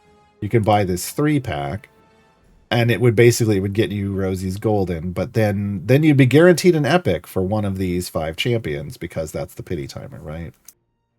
So it's just that's how they do this math. Now, once you've gotten that epic, whether it's in the first chest or the 4th, then you would only need, if you were trying to gear up a new champion, if this was a named chest for Rosie instead, and you had no gear on her, it would take, if you ran the pity timer, it would take 54, because your first epic would come out of the first 4. There's only 6 epics you can have, so then you'd need 50 more chests, right? In reality, it ends up being somewhere in the 30s. But yeah, I'm just gonna go ahead and burn this. I don't need it, but yeah, it's just a function of the pity timers, and pity timers are only reset based off you getting that equipment app. None of the other epics will reset it. Stout Crusher, if I have 2 feats assigned and one does 20% and one does 40%, do they stack? Yes. All feats stack. All of them. All of them. If 2 feats of the same buff, like same bonus, different values, or even the same value, they stack. Now, how they stack depends on the type of feat. If it is a percentage feat, it stacks multiplicatively. So if you have, let's say you have 100% of something, and then you add a 20% feat, now you have 120%. Now, when you add that 40% feat, you don't suddenly go to 160. You go to 168, because it's 40% greater than the 120 you had before. Right? So they stack multiplicatively. Now, in the case of like flat values, and this could be overwhelm numbers, or attack cooldown, base attack cooldown numbers, or mithril hall stacks, or deflect stacks. Those stack additively. Those stack additively. So percents stack multiplicatively when you have more than one. Flat numbers stack additive. I mean, in both cases, you want the biggest ones, right? The biggest combinations. Because math. But, you know, depending on what you're doing, you might want a bunch of flat numbers, or you might be shooting for the biggest percent multipliers. Just depends on the scenario. All right. Logger Tiger, which item would you recommend to be upgraded, golden or shiny? Who are we talking about? I don't. Were we talking about a specific? You got to put context in, remember, because I'm not answering these questions immediately. So without context, I don't know what we're talking about. If we were talking about Rosie, it's her sassy item. Wants to be gilded. Like if you only have like one shiny potion, like Potion of Polish, you'd put it on her slot 3. That sassy is the biggest mathematically OP ability. She doesn't have a golden yet. But once they give her a golden, the ability to golden this slot, I will be throwing a golden. This would be the second priority. It's a smaller boost. This is the big boost. This is a minor boost, but it also multiplicatively stacks. So. But I need to know who you're talking about. Generally, when we're trying to choose, you know, if there's a priority, I put priorities for like priority numberings in my champion guides for gilding.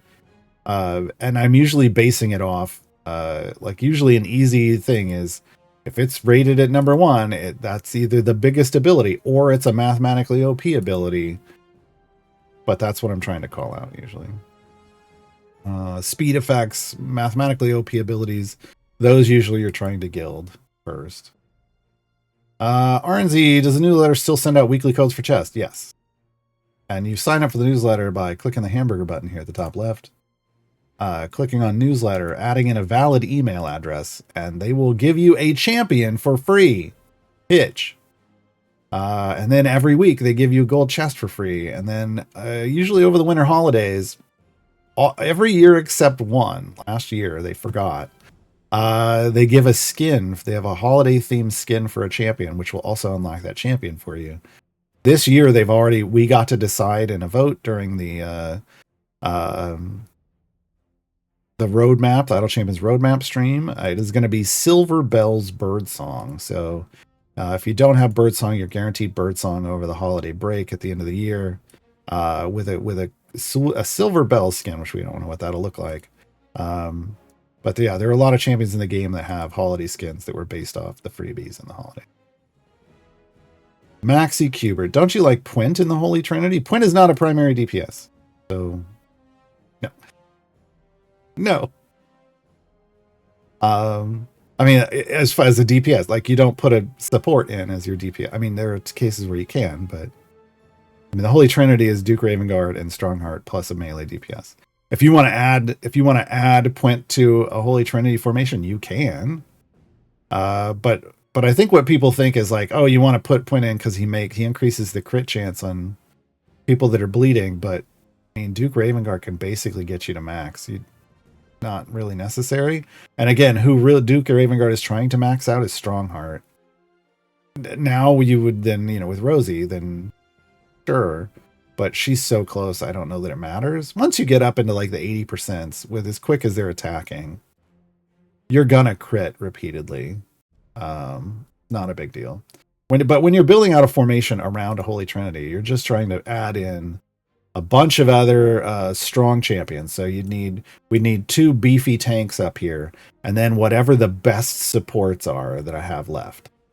And again, we'd be shooting with Rosie to build them around 110 years old or less, right? Duke Ravenguard 53, Strongheart 39. So far we're doing great. Right? Orange Cores, is there a way to see how far in tiers a champion has gone in earlier events?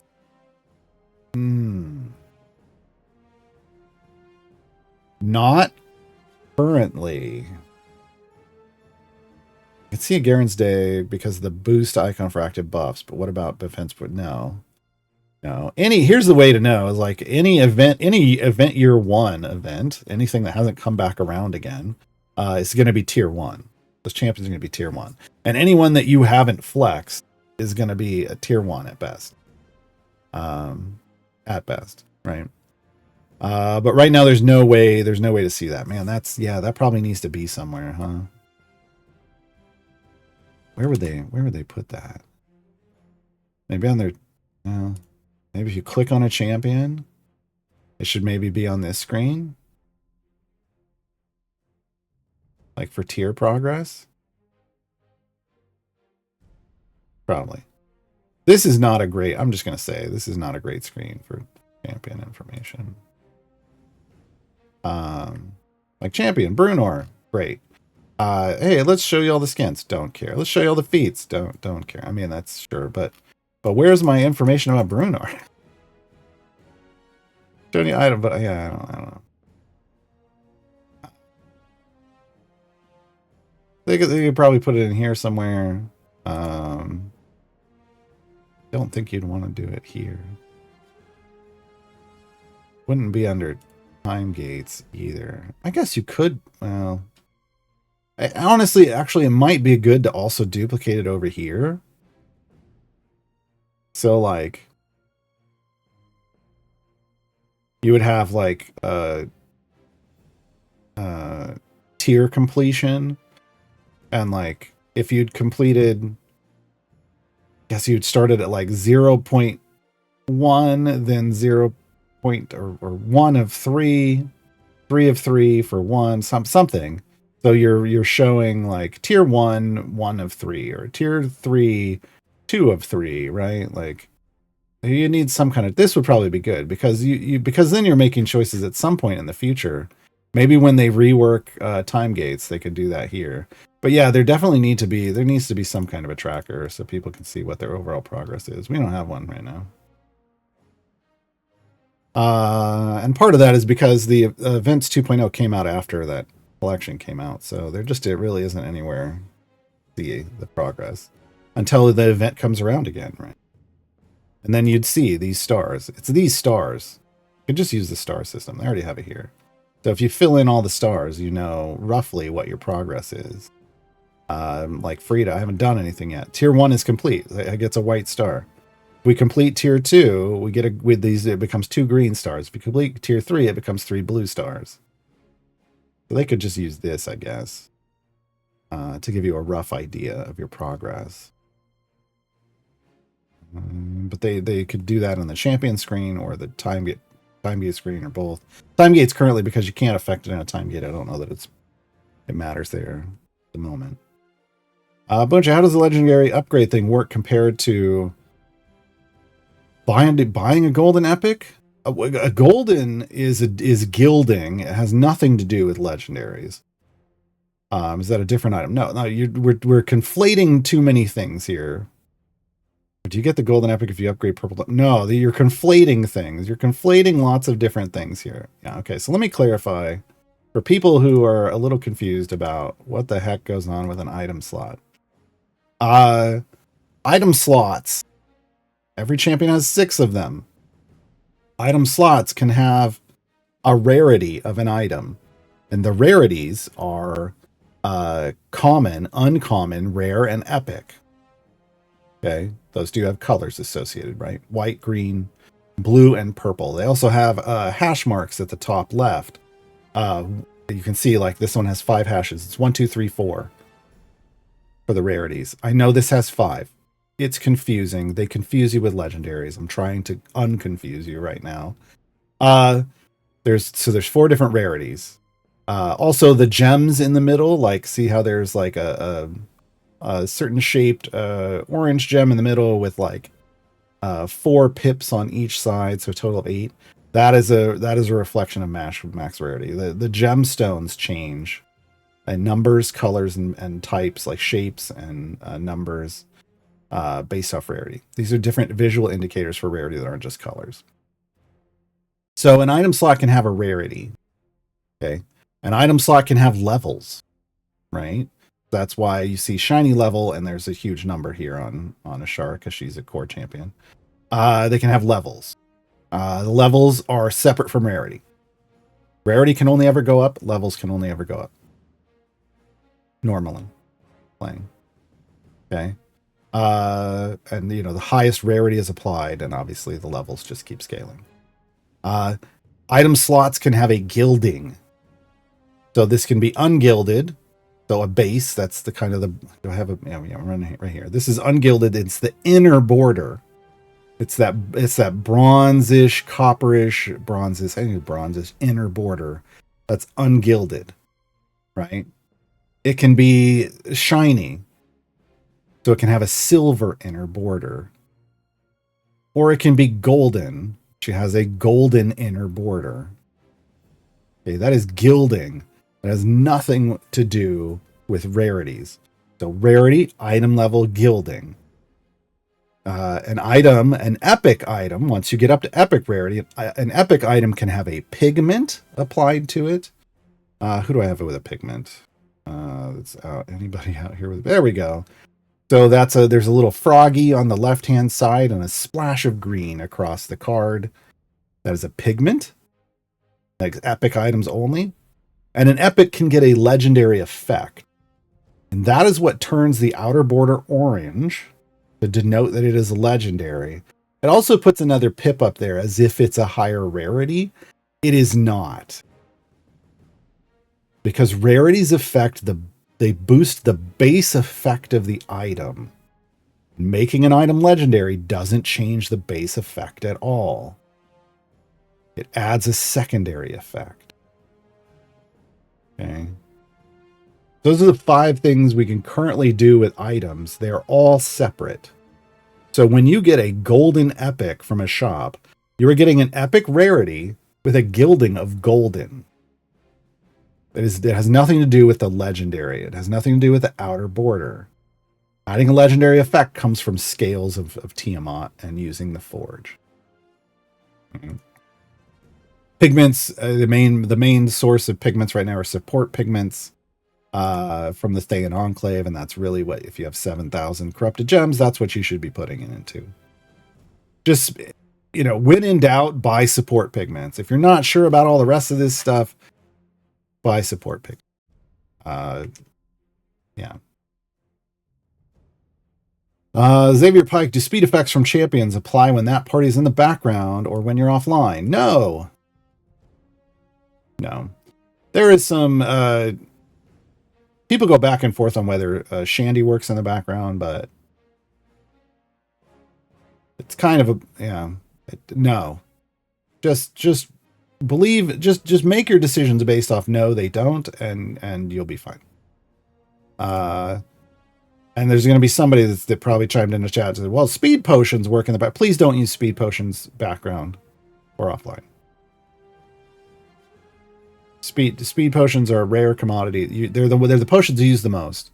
You want them for when you're actively playing, so that you're not sitting there just going, how long is it going to take? And you can rush through it. Don't waste them in background or offline progress, please. Until you're late game, end game, and you have a bajillion, then you can do whatever you want, right? But you're going to make your life better using those in your active parties. Hakachuk, if you have 1 golden potion, I assume you would do a speed champion. Would the best be Human? Ooh. No. If you have 1 golden potion, and only 1 golden, epic golden potion, the best choice amongst all the champions would be Briv's Theodinorak. Theodinnersnacks. Theodinorak, slot 4. This would be the best option. No, not Eliwick. This would be the best option. If you were going to be really utilizing Briv. This, like I said, of all the options, this is the one that would be most impactful. Because Briv is the one that, if you are going into the late game and end game grind of leveling up Briv's item levels to give him jumps and earn lots of gems, this is the most impactful golden epic in the game. Single most impactful. There are people who don't spend money on this game, but will buy this one when they see it come. And that's their one contribution. It's just that big of a deal. If you don't plan on figuring out how to do a Briv gem farm, it is a very finicky thing, and you just don't want, you read about it and you don't want to do it. There's guides on the subreddit by Zeke and by Lediath. You decide, I don't want to do that. Human is another good option, but there become a lot of good options. Human is a viable option. There are just other good options at that point.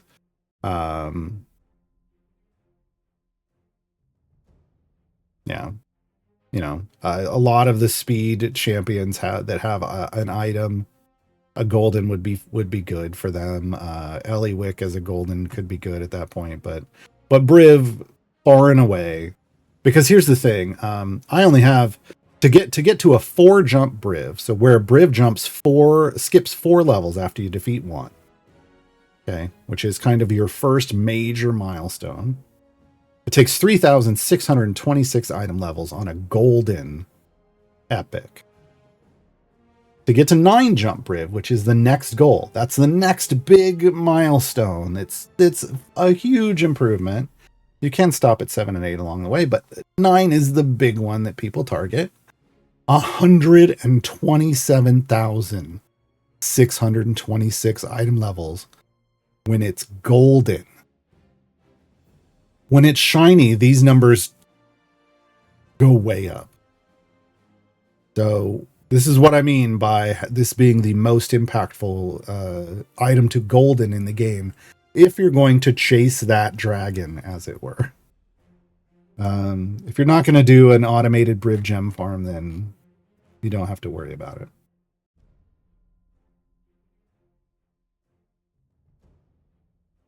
There's also other impactful goldens in the game that don't have to do with speed and gems, but usually you're trying to do speed and gems stuff first, because you turn the speed creates more gems.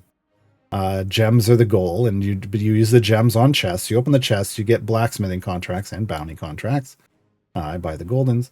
And then you just pump power into champions via those blacksmithing contracts. It creates a snowball of power. That just helps carry you through the mid game, the late game, and beyond into the end game forever and ever. Nave Sensei, as a new player, which of the campaigns should I focus on? Well, you should be doing the event stuff primarily until you get as much tier content as you can completed for all the champions that you can unlock. And then it depends on what your progress is. I have a guide for that. And I'll link it in chat right now. Someone may have done it earlier. I have a new player reference over on the subreddit. And I treat it as milestones. So I recommend people stick around in Sword Coast to pick up Dritsto Erden and the tier 2 global, and then leave to go to Tomb of Annihilation, and then in Tomb of Annihilation you pick up all the blessings plus Azaka and Dragonbait, and then leave. And you just keep doing these kinds of milestone-based progressions about grabbing important things and moving on, waiting to complete that campaign till later when you've got a ton of power and can just breeze right through it, just ticking off checkboxes for completionism. So I don't know. It just depends. But whenever an event is up, events are limited time only, so you want to get what you can out of the event. But if you've already gone, like if all you can do is tier 1 and the tier 2s are just too far away, then you're done and you can go back to regular campaign stuff. Best Padawan. Hello, hope you're well. Think so. After you complete split the party once, should you keep picking heroes and time gates and flexes to split the party again? Yes! Split the party 2 is your actual goal. I know there's a split the party 3 after that, but I'm pretty dismissive of that one. You can worry about that one less. Split the Party 2 is the big deal, because Split the Party 2 rewards you with the fast core, and that is the core of Idle Champions. It's the one that honestly I'm using 99% of the time, if not more. It has plenty of power, even on a new account. It has more than enough power to get you through stuff, as compared to the Modest, which is the first one you get from Split the Party 1. And it has more survivability than the third core that you get from Split the Party 3, which is the magic core, and is really only about champions with certain stats. It has no survivability. I call it the glass cannon core. And you need survivability in the game for the vast majority of things you're doing. Are there situations where you don't? Sure, but the vast majority of the time, your character, your champions, and your formation needs survivability. So keep going, keep flexing towards Split the Party 2 with that in mind. And then if you have multiple options, then you're making decisions about filling out a speed formation, a pushing formation, and a gold find formation. And the gold find being whatever just boosts that flat gold find percentage up the most. Those are your 3 core formations for progressing through Idle Champions in its current state of the game. In the current state of the game. Because like right now, you don't need to like choose some super strong DPS. You got Bobby and Rosie this event. There's two champions that are DPS that can be super strong for you. Especially if you're newer, they're more than enough to carry you through the mid game and beyond. I mean, in the early game, basically any champions can get you through the early game. And then in the mid game, you do need to start focusing a little more on, I mean, you can use a lot of different champions even in the mid game, but you need to, build up their items, the rarities and item level. Crash King for Lae'zel, she has a choice of increased crit damage, or an ability that gives 4 seconds of Bud. It's 4 seconds of Bud to the next person that attacks if Lae'zel didn't kill that target, like whoever she attacked. Not sure what would be the better choice in using with Bobby, Karlach, Duke, Strongheart. You in that situation, if you're using Bobby or Karlach, like, well, I don't know who you're using as a DPS. If Bobby is your DPS or Karlach is your DPS, then Lae'zel needs to be your support, in which case she doesn't need to be critting. You would go for the one that gives the 4 seconds of Bud damage to somebody else. Because what you're doing with that type of ability is you're creating a secondary DPS champion when you're dealing with like armored enemies. That's the functionality you want when she's in her support position. Because if you're putting her in a formation with Duke, Ravengard, he's going to be giving her all the crit she needs.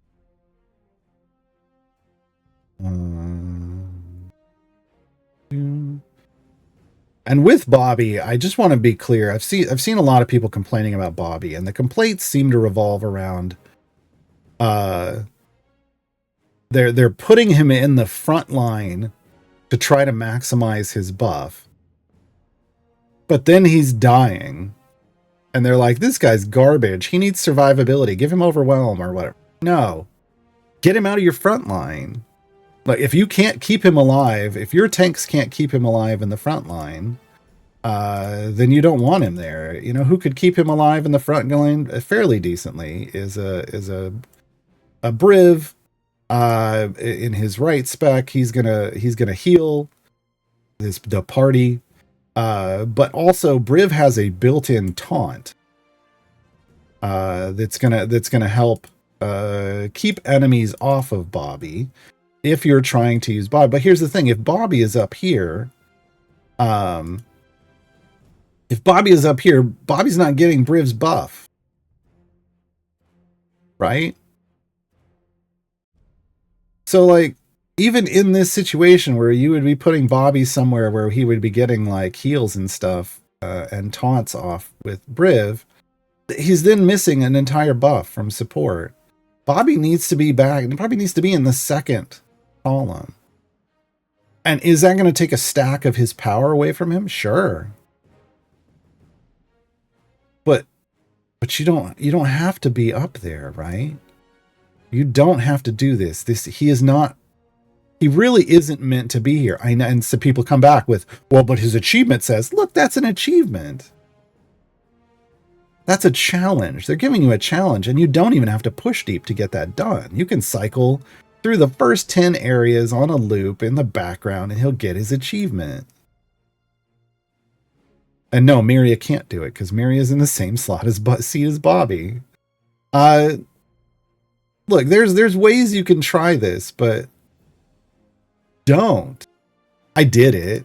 I did it just for funsies the other day. We pushed pretty deep, but the thing was I had I think it was a 3 tank it was his thing with a 3 tank front line, which gave him a good chunk of health, but I had taunters. I had taunters pulling enemies off of him because you don't want him to ever get hit.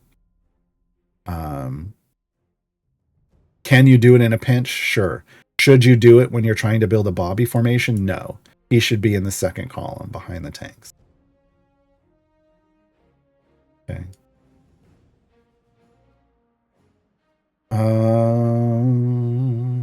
So keep this kind of stuff in mind when you're building formations. Like, remember, who is your primary DPS? This informs your decision making choices. If you have, for your specs, if you have a champion who is a support DPS, you need to pick, if they're not your primary DPS, you need to figure out which of their spec choices is their support spec and use it. And in Lae'zel's case, it's the one that adds bud-based damage to somebody else. Hakachek, so I got Briv's golden on a wild offer. So second best, I mean, it could be, yeah, I mean, you could go either Human or Eliwick, right? Like Eliwick's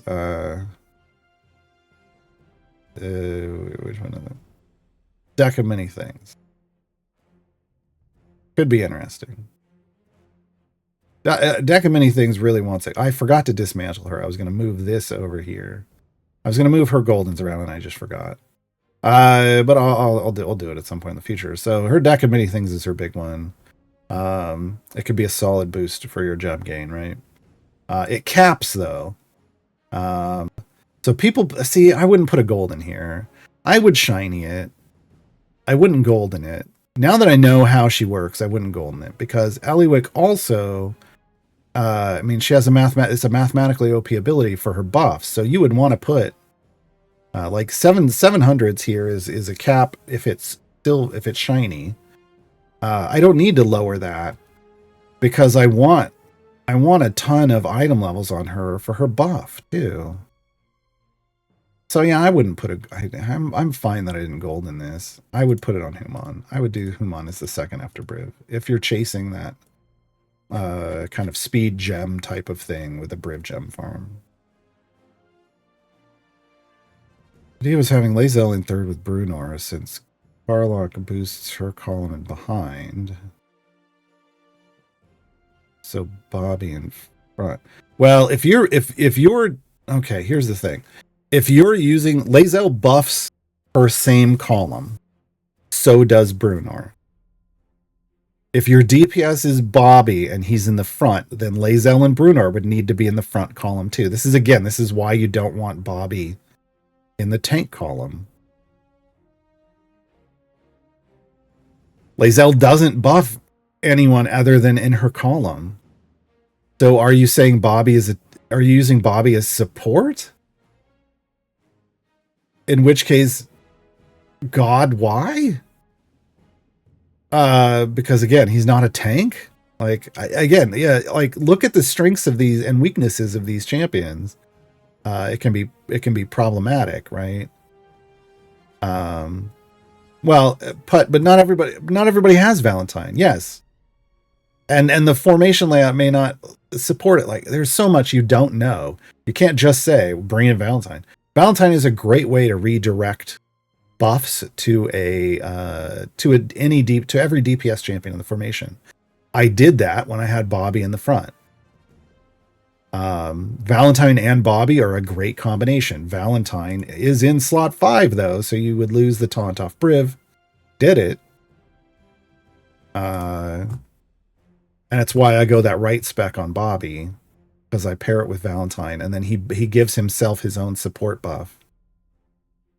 Yeah, it's like saying bring in more. Look, there's champions that there's other champions you can do that completely change things. You have to have those champions though. So right now, all I'm saying is you need to understand how Bobby works before you interact anyone else with him. understand how your champions work, that helps you build these formations.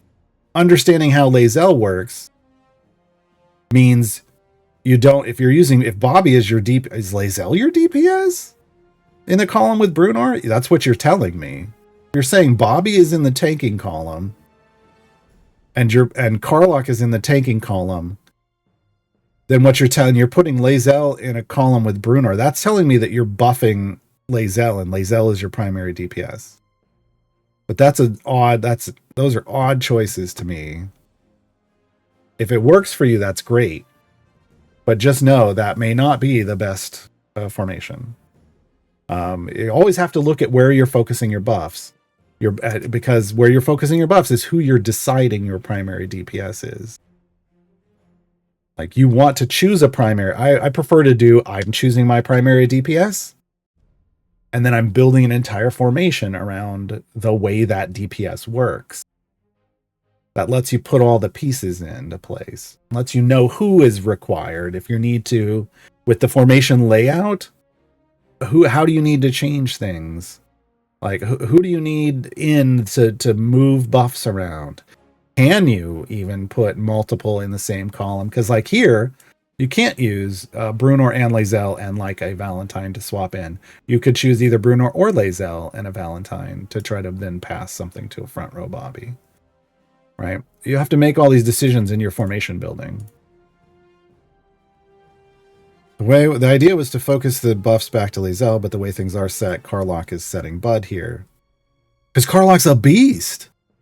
First off, Karlach's a beast. That's what I'm saying. You've got multiple competing people here multiple people competing for DPS, and you should really be building the formation around who the strongest one is. So, and that's going to be based off gear and formation stuff and item levels. And we are out of time, and I didn't even realize. Oh no, I'm sorry, Sasha. We are over time. You don't know, Jack. Yes, what can you do to help complete Rosie's third? I can't help you. Remember, she's the only champion. If you're already bringing in Dark Urge and Dungeon Master, then it's just you need lots of other power. Again, these tiers aren't about everybody can complete them. These tiers are about showing you what your progress is in the game. If you're not able to do the third variant, I don't know what tier we're talking about, but if you're in tier 1, you need more favor. If you're in tier 2, you need favor and gear. If you need tier 3, you need things like Modron cores and like a leveled up Modron core and legendary effects and maybe pigments. Tier 4, you need all of that maxed out. All right, folks, we're out of time. I went over time. I'm sorry, Sasha. We are out of here. This is the last stream of the week for Idle Champions. They'll be back on Tuesday here on this channel. I stream over on my channel, Twitch TV / Gaarawarr. You can follow me there in chat. Just click my name and click follow. I'll be over there in about an hour after I get lunch. We play Idle Champions there on Mondays and Wednesdays. And then I play other games on the rest of the week. Right now we're in the middle of God of War. Most recent one, come watch me tell my boy to stop talking. Oh boy, you are annoying. Boy. Gaarawarr in about an hour, folks. Thanks for asking questions today. Sasha, thank you for grabbing all the questions. The song we're going out on is for the Brimstone Angels, Farideh and Certainty. This is Brimstone Angels Go, Go, Go. Have a great weekend, everybody. And I met the devil.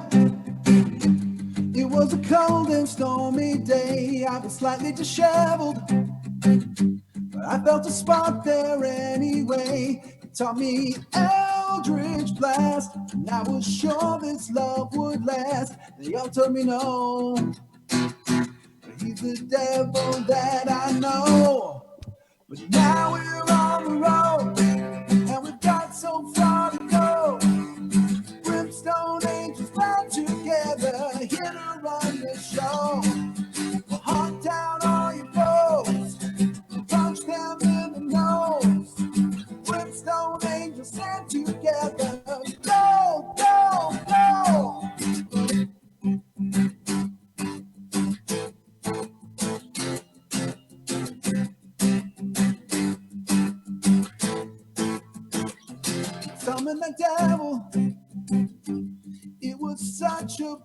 boring day. He wasn't that special. I was glad to walk away. But when we got kicked out, you needed me to bail you out. I raised my blade and sent devils to their grave. But now we're on the road, and we got so far to go. Brimstone angels got together, here to run the show. We'll hunt down all your foes, punch them in the nose. Brimstone angels stand together, go, go, go. Run someone before we find ourselves. From the mountain peaks to the lowest dungeon dells, I have your back through all of the 9 hells. Best of sisters.